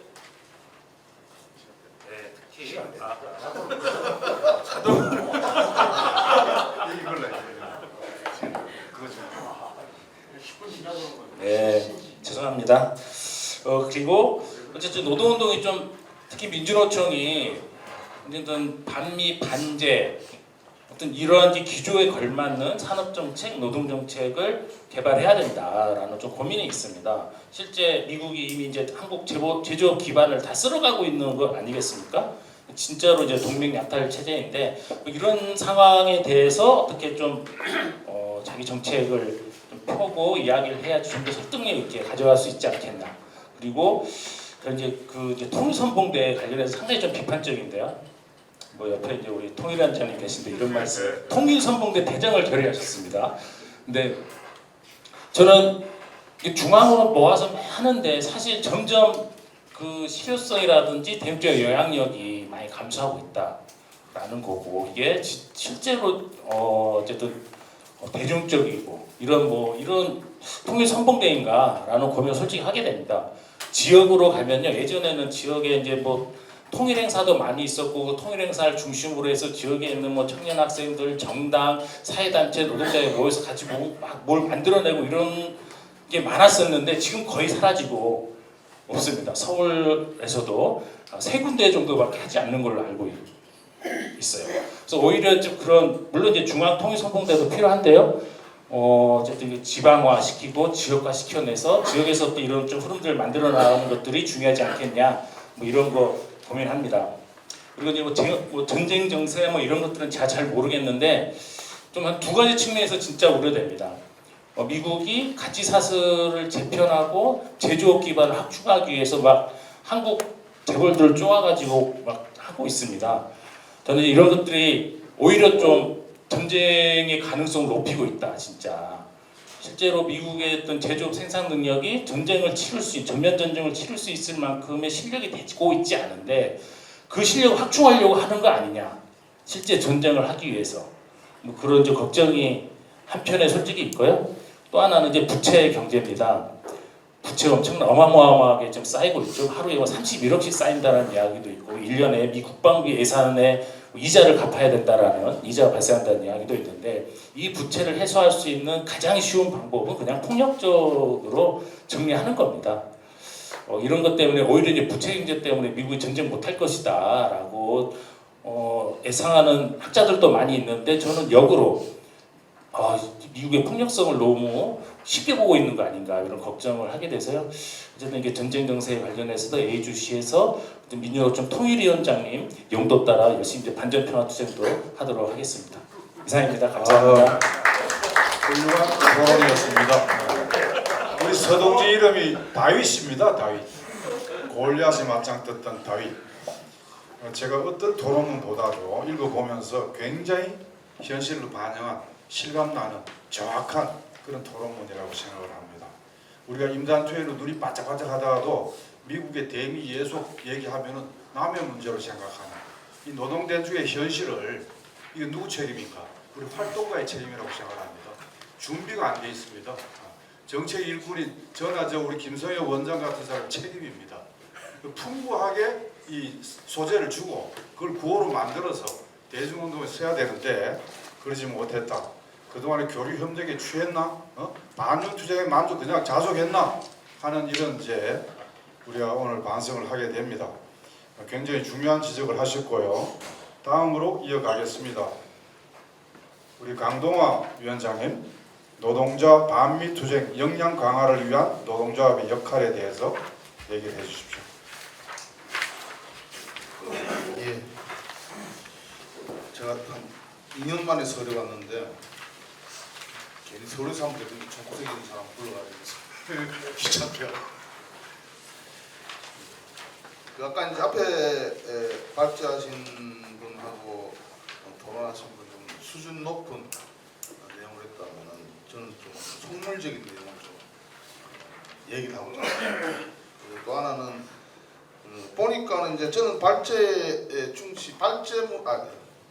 발제문에 충실했는데 발제하셨던 분이 발제문 내용에서 한 2가지 정도가 발제문하고 다른 얘기를 한 것 같아가지고 그 내용이 이미 적혀서 혹시 제 의견이 반영된 게 아닌가 그런 느낌을 좀 받습니다.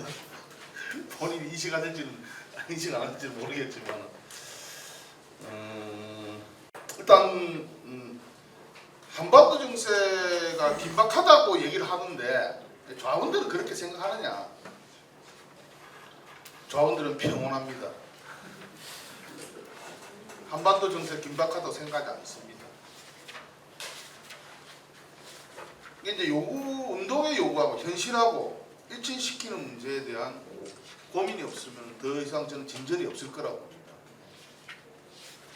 오히려 제가 이제 한 5년 서울에 있다가 내려가 보니까 저희 노동자로 내려가 보니까 오히려 과거보다도 좌분들은 더 보수화되어 있습니다.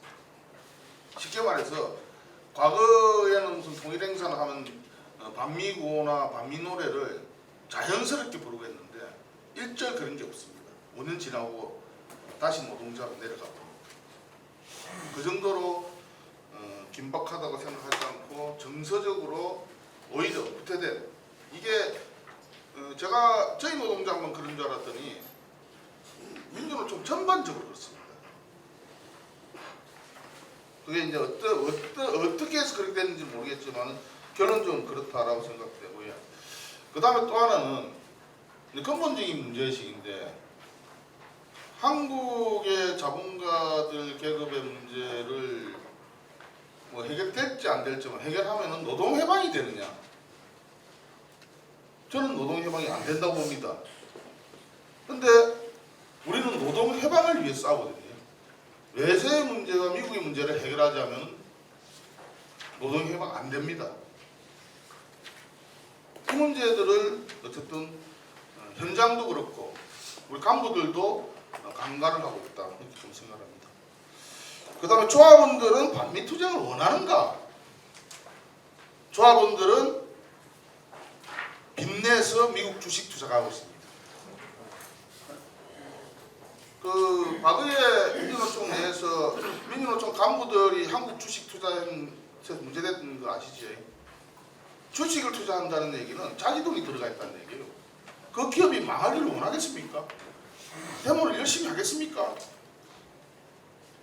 데모해가지고 망하면 돈 날리는데요. 제가 간부들 몇 사람들 물어보니까 요새 뭐하는 물어보니까는 요새 뭐 테슬라도 투자하고 요새 뭐 AI가 어디가 좀 그거 지금 투자자 찾느라고 지금 찾고 있다. 업무 시간에 타임오프 시간에 데모만 하러 안 가고 책상에 앉아가지고 주식 그거 구경하고 있다 그러더라고요. 그래서 내가 그랬습니다. 잘하는 꼴이다. 그 현실입니다. 그 3번에 정세에 호응하는 사업과 투쟁을 벌여야 된다. 저는 이제 이론적이나 논쟁들은 할 수 있습니다. 그런데 운동은 정세의 요구를 반영하지만은 그 정세를 끌고 가는 노동자들의 각성 정도나 민중들의 각성 정도에 맞게 계층적으로 저는 투쟁과 사업이 배치돼야 된다고 봅니다. 그렇지 않으면 저는 운동이 발전 안 한다. 그런 거고 정세로 투쟁을 좀 배치하기보다는 요구와 정세를 결합해서 좀 투쟁을 배치하는 고민들을 해야 된다. 경제적 요구, 이건 책에 나온 얘기 아닙니까? 경제적 요구와 정치적 요구로 낮은 수준에서 높은 수준으로 투쟁을 배치해야 된다. 이거 책에 나온 얘기잖아요. 그지? 보셨구나. 그 책을. 근데 당위적 목표만 얘기하지 어떻게 이걸 현실 속에서 구현할 것인가에 대한 고민들이 부족하다. 그 다음에 또 하나 제 문제의식 건 게, 그래서 이게 하는데, 저는 이제, 방향을 잡는 문제하고, 대중적 수준에 맞춰서 투쟁을 하는 문제하고는 좀 다른 문제다 봅니다. 저는 기간의 통일운동의 흐름들이 대중적 수준에 맞추어서 한다라는 핑계를 대고 실제로 투쟁의 주요한 동력과 방향을 다른 식으로 들어가서 오히려 이런 역량들을 제대로 못한 것 아니냐 이렇게 좀 생각하겠습니다. 그 단적인 예로 2019년도에 그 8.15 촉진대 강화문에 했습니다. 기억하실 분 계실 겁니다. 그때 민주노총 통일선봉대 중간에서 빠졌습니다. 나중에 확인하면 어디 갔느냐? 일본 대사관 갔습니다. 저는 이거 민주노총 통일선봉대가 왜 그랬는지는 모르겠지만은 통일투쟁, 그 당시 통일투쟁과 관련돼서 방향성을 상실한 잘못된 판단이었다. 저는 우리 운동 중에 이런 일이 비일비재하다 봅니다. 그런 거고요. 그 다음 내용과 관련돼서 실제로 우리가 뭐 반미반제 투쟁을 하자고 그러는데 뭐로는 반미반제를 외치자면 반미반제의 내용이 있을 거다. 이거. 우리 사회에 맞는 내용. 우리가 이것을 극복하지 않으면은 반미반제 투쟁을 하는데 장애 요인으로 극복하는 문제들은 어쨌든 투쟁을 해야 되잖아요. 그래서 저는 이제 세 가지로 보고 있습니다. 하나는 반복을 이데올로기 분쇄하지 않으면 반미반제 투쟁 못 합니다. 주한미군 철수하자라는 고를 들면은 일반 시민들 아무것도 모르는 사람 뭐라고 그럽니까? 북한 쳐내리면 못 잘래. 그 얘기 하잖아요. 그 다음에 주한미군 물러가면은 우리나라 어떻게 지킬래? 그런 얘기 하잖아요. 그래서 이제 저는 반북 이데올로기 분쇄 투쟁, 주한미군 철수 투쟁, 경쟁 약탈 투쟁을 반미 반제 투쟁에 있어의 지금 현재 제가 생각하는 내용이라고 생각합니다. 이 맞는지 틀린지는 모르겠습니다. 제 얘기니까. 그래서 예시로 반북 이데올로기 분쇄 투쟁과 요새 뭐 윤석열 검찰 정권 얼마 전에 보니까 민주당에서 피해당한 사람 다 뭐 내라고 했다며요. 그런 적 있지. 검찰로서 뭐 불편한 부당한 수사나 부당하게 당한 거 있으면 다 한번 내봐라. 그래서 제가 이제 40페이지에 보면 무죄로 판명된 조작 사건들입니다. 소위 말해서 간첩단 사건으로 무죄 사건이거나 재심 판결받은 무죄 사건이 이렇게 많습니다. 최근까지 있습니다. 근데 국가보안법이라는 게 사실은 우리 진보진영 운동하는 동지들도 사실은 쫄이잖아요. 내도 잡혀갈지 모르기 때문에. 이때 이거 해가지고 검사 새끼들하고 저 누구야 판사 새끼들 이때 판결론들 한 놈도 처벌받은 놈 없습니다. 멀쩡합니다. 근데 결정적인 순간에 진보진영이 진보운동이 반미반제운동이 올라가는 순간에 또 간첩단 사건 터집니다. 안 터지면 내 손에 장을 치집니다. 이때까지 그래왔잖아요. 그러면은 이게 마침 이런 시기이다 하느니와 이런 투쟁들을 저는 전 국민에서 검찰 정권 윤석열 퇴진과 결합해서 이 당시에 잘못 판단한 판사 검사들도 처벌해야 된다. 이것을 전 전국민적 운동으로 할 필요가 있지 않느냐 이런 생각을 합니다. 저희 노동조합에서 이 지금 선전전을 요 그대로 실습당 현수막구처럼 됩니다. 창원에 지금 한 1년 한 5개월째 하고 있습니다. 이전에 했습니다. 사건 터질 거 예상하고. 왜? 올라가면 사고 터지면 간첩사건 터집니다. 그것 때문에 우리 쫓은 거잖아요. 어차피 이제 연세도 다 되신 거 하니까 살아봐야 얼마나 살겠습니까? 제가 이제 선전전하고 현수막하면서 요걸 그대로 현수막으로 칠사례가 붙여놨습니다. 요거를 쭉 유심히 보더만은 담당 형사가 뭐라 그러고 저도 이런 일이 있는지 몰랐습니다. 형사가 한 번씩 와가지고 전국가 형사가 젊은 애들은 모릅니다. 그 다음에 최근에는 지나가는 시민들이 고맙다고 뭐 음료수도 사주고 뭐 김밥도 사주고 이거 고생하십니다. 요 경우는 한 서너 차례 했습니다. 최근에 1년 전에는 창원에서 간첩단 사건 터질 때는 보고만 요즘이 보고만 받으면 요즘에는 음료수도 사주고 뭐 김밥도 사주고 그런 사례들이 좀 있어서 저는 어쨌든 이건 좀 오늘 오신 김에 좀 고민들 하셨으면 좋겠다.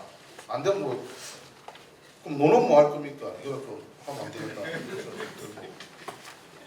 그 다음에 이제 우리가 이제 노동조합은 2023년 2월부터 이게 간첩단 사건 직전에 노동조합을 해가지고 하자 결정하고 나서 창원 간첩단 사건이 터졌습니다.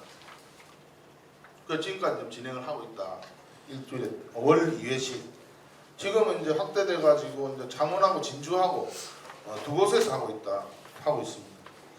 그다음 주한미군 철수투쟁 이거는 방위분담 문제를 알 건데 그냥 출소하라는 것보다는 실제로 주한미군이 철수하면서 우리 민중들이 어떻게 그 피해를 보는지 여기 뭐 빠졌지만 윤석열이가 저 대통령 되고 나서 무기 상금만 지금 제가 이제 알기로 한 15조 정도 되는데 뭐 15조면 우리 비정규직 문제 일정하게 해소할 수 있습니다. 그렇게 좀 구체적인 내용들을 가지고 좀 했으면 좋겠다라는 거고, 그 뭐 아까 이제 말씀드렸지만은 뭐 군사 훈련한 거, 요거는 민주로 좀 아까 얘기했던 그 자료 그 저작권 이건 아닙니다. 우리 돈 주고 교육받았기 때문에 거기에 있는 표를 좀 했습니다. 이렇게 해서 긴장되고 있다. 그 다음에 분담 비용과 통일 비용. 저는 어쨌든 뭐 지금 이제 정세가 통일을 얘기하기 힘들지만 결국은 많은 민중들이나 노동자들은 그거 어떻게 북한 애들 먹이 살리려고 하는 이런 얘기가 나옵니다.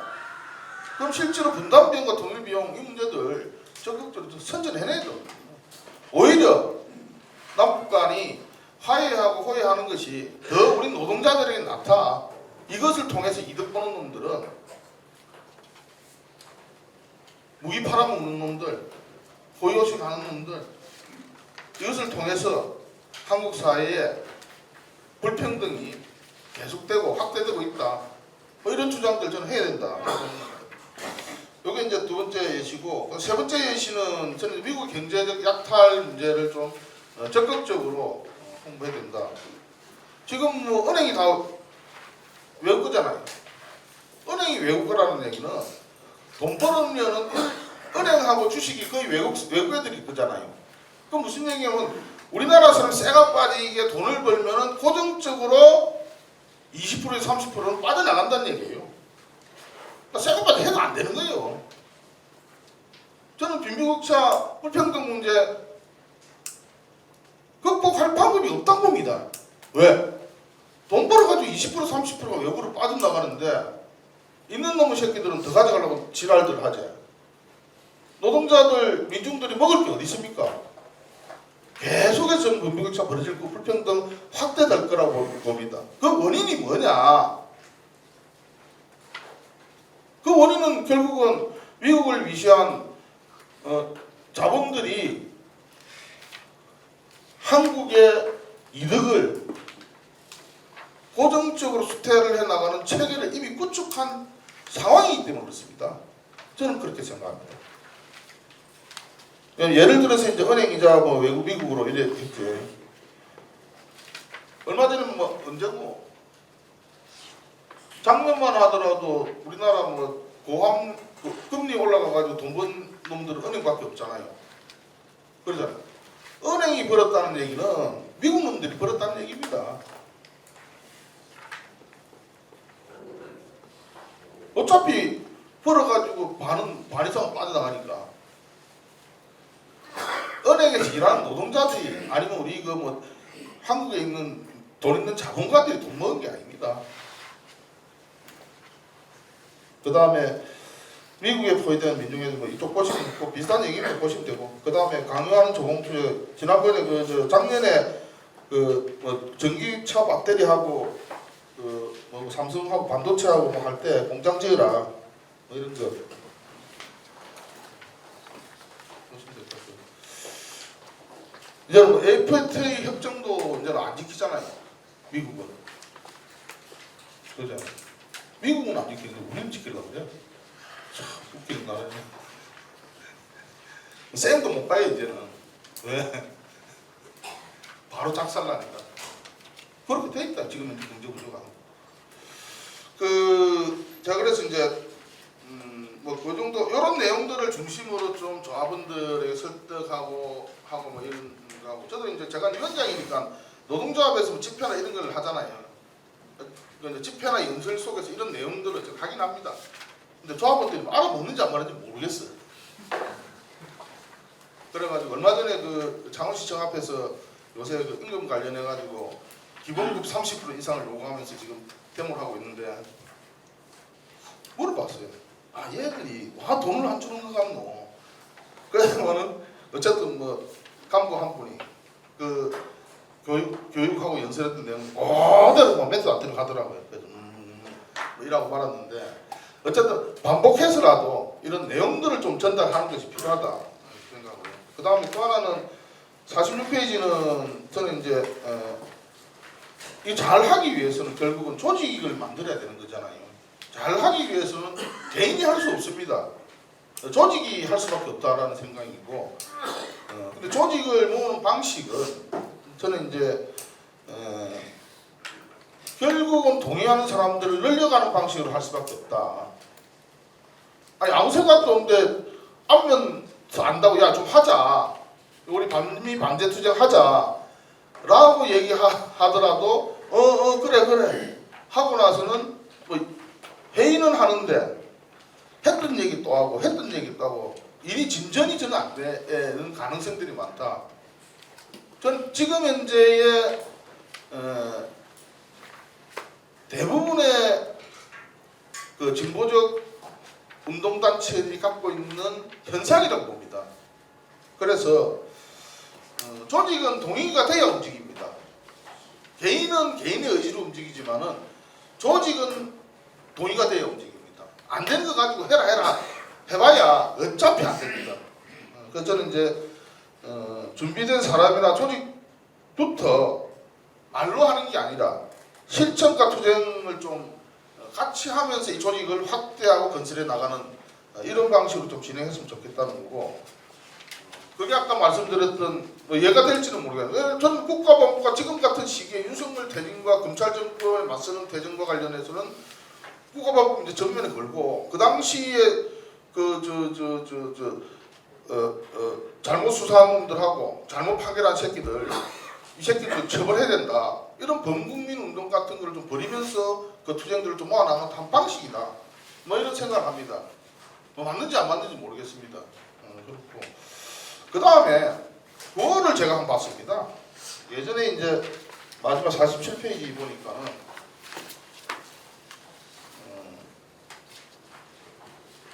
네모 박스에 있는 게 국민주권연대라는 단체의 2019년 반미구호입니다. 인터넷 찾 주권 침해 통일방해 조한미군 철수하라. 조한미군 전입 중단 두건 철수하라. 과연 이거하고 노동조합하고 무슨 상관이 있을까? 노동자들은 어떤 관계가 있을까? 잘 살펴봤습니다. 무슨 얘기냐? 우리 민주노총도 포함해서 민주노총을 포함해서 대부분의 진보단체에서 내걸고 있는 반미구호라는 것이 선언적 구호구나 민족적 감성에 호소하는 구호로 제가 보기에는 보여집니다. 다시 말해서 노동자들이 아, 반미 문제가 내 문제다라고 느끼는 이런 구호가 찾아보면 있긴 있겠지. 제가 못 봤을 수도 있겠으니까.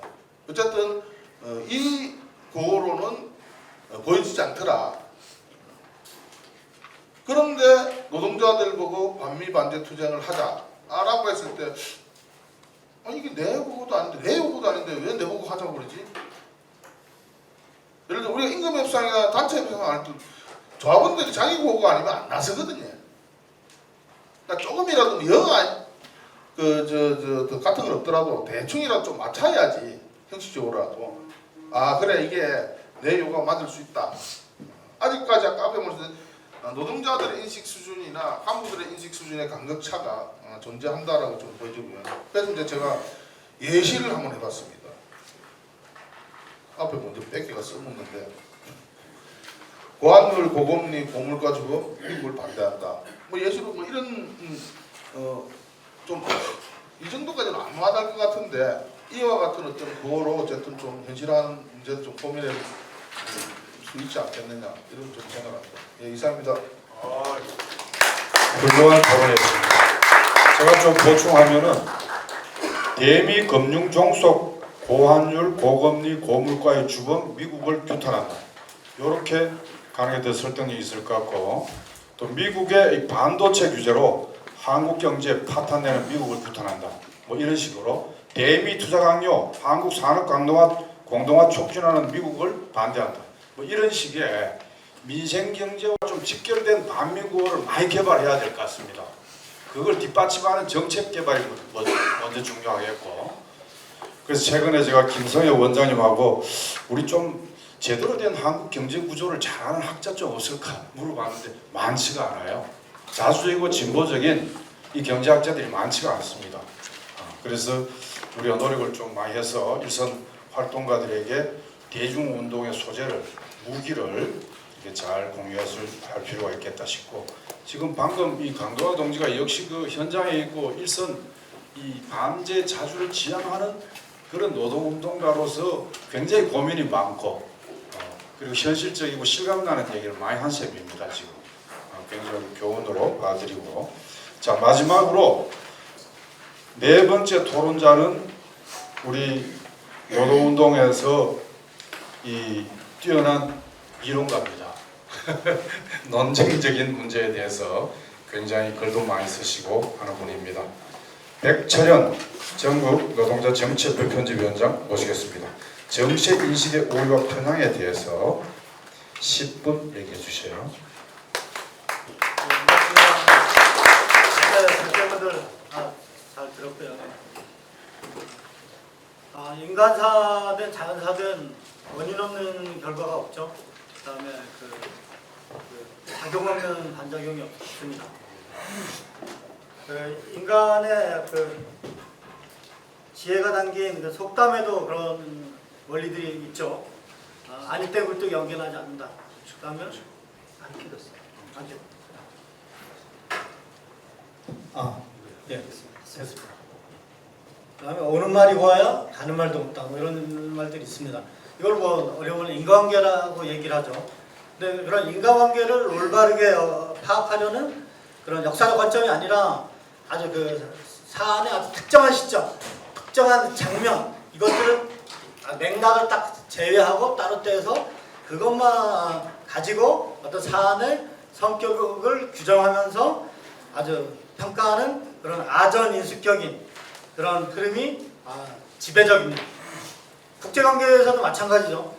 우리의 그 조선반도에서 전쟁, 한국전쟁이 사실은 6월 25일 날 발발했다고 하면 6.25 전쟁이 아니잖아요.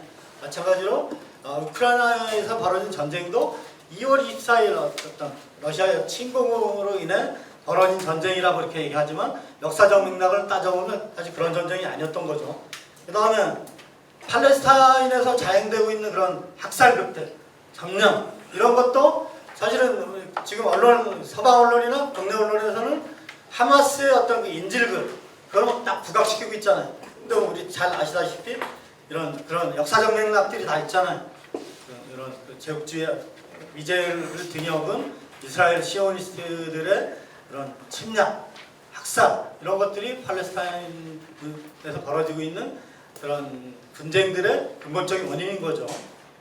근데 이 국제관계뿐만이 아니고 그 국가보안법이 어떤 유일한 진리의 어떤 판단 기준으로 팽배해 있는 이런 한국에서는 그러한 어떤 일들이 훨씬 더 극심하죠.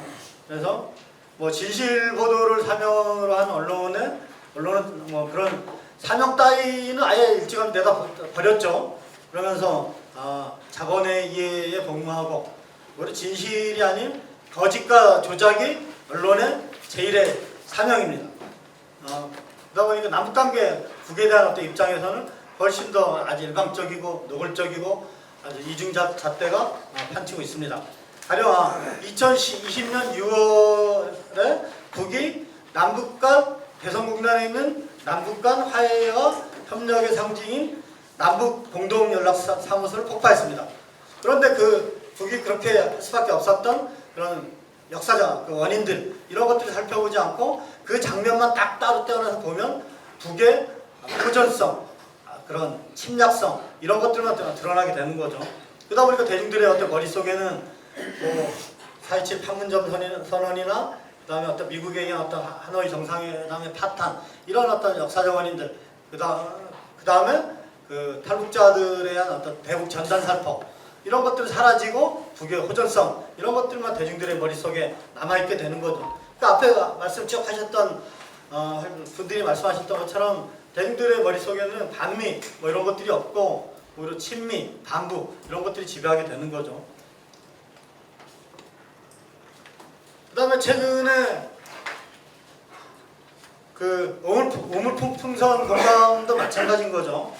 뭐 가까이는 그 2023년 9월 대북 전단 살포가 표현의 자유다 이런 어떤 헌법재판소 결정으로 대북 전단이 재개되게 되고 이것에 대한 맞대응으로 북이 전단 살포를 하면서 그러면서 오늘날의 어떤 공방이 계속 벌어지고 있는 거죠.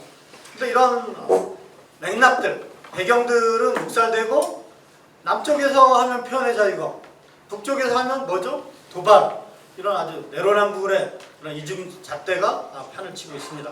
근데 뭐 저들이야 원래 뭐 저렇다 할 수 있는데 문제는 진보 진영 내에서조차 그런 아주 과학적이고 자주적이고 그런 당파적 관점 이런 것들이 많이 사라지면서 당대의 어떤 지배계급이 조장한 그런 여론, 지배적 이데올로기에 영향을 받고 있는 그런 경우가 비일비재하게 많습니다. 근데 그 뭐 한반도에서 모든 어떤 분쟁이나 전쟁 이런 모든 것들의 근본적인 원인은 미국의 대북 적대 정책에 있는 거죠. 이런 것들이 오늘날 남북 관계에 그 적대 관계로의 전환도 나왔던 것이고요. 그 다음에 북핵 문제라고 언론에 많이들 얘기하고 있는데 그건 저는 미국이 만든 조어라고 보거든요. 북핵 문제가 아니고 미국의 핵 독점, 핵 패권, 핵 위협 이런 전략 색동 이런 것들이 본질인 거죠. 근데 이런 자명한 원리가 자명하고 아주 인간의 기본적인 이성만 가지고 있고 합리적 판단 근거만 가지고 있으면 다 그렇게 사고를 하잖아요. 인과관계를 살펴보고. 근데 그런 것들이 사실 국가 관련된 문제에서는 완전히 사라지고 없는 거죠. 그 다음에 그 민주노총의 어떤 강령을 예를 들어서 최근에 뭐 일부 진보 세력이라고 하는 자처한 그런 세력들 내에서도 민주노총 강령에 핵무기 종식이 있지 않냐. 그러니까 한반도에서 비핵화해야 된다. 뭐 이런 주장합니다. 근데 민주노총 강령의 전반 그 내용들을 보면 그런 한반도 비핵화의 그 앞에 문구에는 침략 전쟁을 반대한다는 그런 내용이 있어요. 근데 그런 문구뿐만이 아니라 그런 그 강령의 어떤 전반적인 그런 내용들을 보면 민족 개방과 조국의 자주 독립 이외에 투쟁하는 어떤 선배 열사들의 정신들 그런 것들을 계승해야 된다. 그 다음에 조국의 자주민주 통일 뭐 이런 내용들 위에 가열찬 투쟁을 전개한다. 정권과 자본으로부터의 자주성을 견지하기 위해 투쟁한다.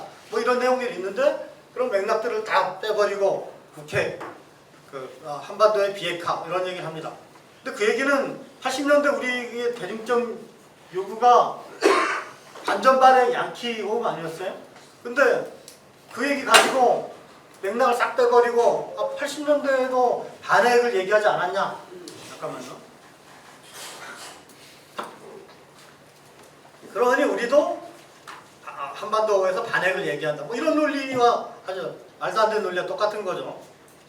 그 다음에 일각에서는 조력한 포괄적인 전략적 동반자 관계 조약을 맺은 것에 대해서도 이것을 한미 상호 방위 조약, 그 다음에 나토 조약하고 동일하게 보고 있는 거예요. 근데 전자는 어떤 그 자주국가 간의 어떤 그런 전략, 포괄적인 그런 전략적 관계인 거죠.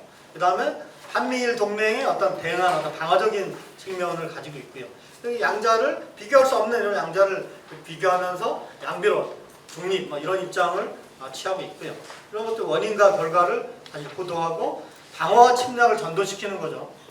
그 다음에 평화 통일 세력 일각에서도 민족과 통일을 부정하는 북한 당국의 비이성적, 비합리적, 독단적 입장은 남한 당국의 1차적 책임이 있다. 이건 사실 짧은 문구에도 논리도 안 맞아요. 남한 당국의 1차적 책임이 있으면 거기에 책임을 물어야지 그것에 대한 맞대응으로 나타난 그런 결과 그런 것들에 대해서 비합리적이고 비이성적이다. 사실은 이런 주장이야말로 비합리적이고 비이성적이고 독단적인 주장 아닙니까? 그 다음에 국내관계가 시대착오적인 군사적 동맹관계로 복원되고 한반도와 동북아가 한층 더 핵대결과 핵전쟁 위기를 맞게 된 데에 대해서 개탄하지 않을 수 없다. 이런 주장합니다. 참으로 개탄하지 않을 수 없는 그런 주장을 통일운동을 하고 있는 그런 진영에서 얘기를 하고 있습니다. 아주 참여한 격돌이 제국주의와 또는 뭐 노자간 이런 투쟁이 벌어질 때 중립을 얘기하고 양비를 얘기하고 근데 이런 주장들은 사실 중립도 아니에요. 결과적으로는 저들에 의해 봉합이 되는 거죠. 그러지 않은 미국이 어떤 그 자신들의 핵독점, 핵권 전략을 은폐하면서 그것들을 북에 대해서 전가하고 있는데 북의 핵은 자위권, 미국의 핵 독점 전략은 자위권의 일환인 거죠. 근데 그런 것들을 치환해버리면 사실은 결국은 미국의 어떤 핵 독점, 핵권 전략에 부응하게 되는 거죠.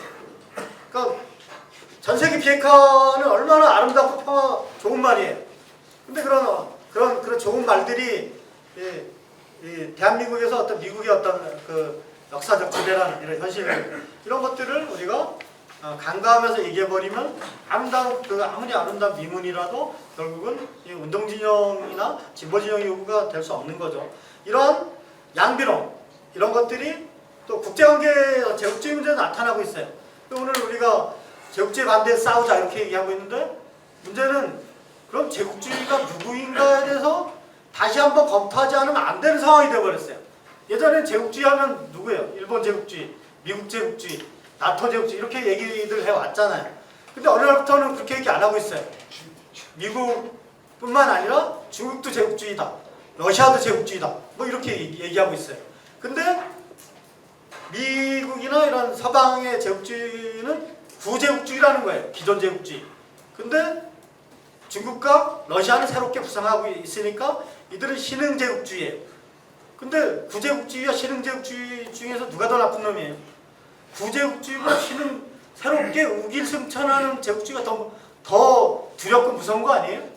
이게 양비론으로 포장되어 있지만 우리는 새롭게 부상하고 있는 그런 우길승천하는 중국과 러시아 제국주의에 맞서서 총구를 그쪽으로 돌려야 되는 거예요. 그런 구호에 의하면. 그러면서 어떤 국제 제국주의 질서와 그 제국주의 패권에 맞서는 질서 이렇게 보는 것이 아니라 패권 질서 이렇게 하면서 이렇게 그 본질을 다 왜곡해 버리는 거죠.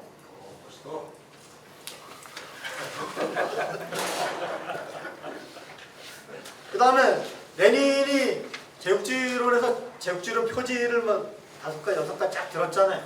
제국주의 어떤 징표, 징후 막 이런 것들이죠. 근데 레닌은 그 징후를 뭐 가변적이고 상대적이고 얘기했는데 그때 거기서 레닌이 독점은 제국주의 경제적 기초다 이렇게 얘기를 했어요. 근데 그 얘기를 또 일반화시켜서 독점이면 다 제국주의라는 거예요. 근데 레닌은 그 어떤 제국주의 어떤 경제적 본질만을 얘기하려는 것이 아니라 그 경제적 본질을 통해서 제국주의라는 어떤 제국주의 어떤 그 상부 구조의 어떤 성격, 본질적 성격을 밝히려고 했던 거예요. 그 성격은 독점 자본의 이해를 대변하기 위해서 다른 나라를 침략하고 지배하고 주권을 말살하고 심지어 레짐 체인지하고 막 이런 것들을 얘기하는 거죠. 근데 되게 경제적 관점으로 보다 보니까 아주 그런 침략적, 폭력적, 패권적 이런 제국주의 성격이 빠져버리고 경제 교류만 하면 제국주의라는 거예요. 그러니까 러시아가 북이랑 철도 건설하고 이렇게 막 그런 시도들을 한다. 그럼 그것도 자본 수출이니까 제국주의라는 거예요. 그 다음에 러시아가 제국주의의 경제적 그 제재를 뚫고 베네수엘라와 경제 교류하는 것도 제국주의라는 거예요. 자본 수출이라는 거예요. 그 레닌의 자본 수출의 개념은 자본 수출을 통해서 다른 나라에 대한 어떤 이권을 독점하고 특혜를 받고 그걸 근거로 다른 나라 주권을 침탈하고 지배하고 이런 것들인 거죠. 그러니까 그것이 수단인 거죠. 근데 그런 것들이 다 빠져버리면서 아주 경제주적으로 어떤 제국주의를 바라보고 있습니다.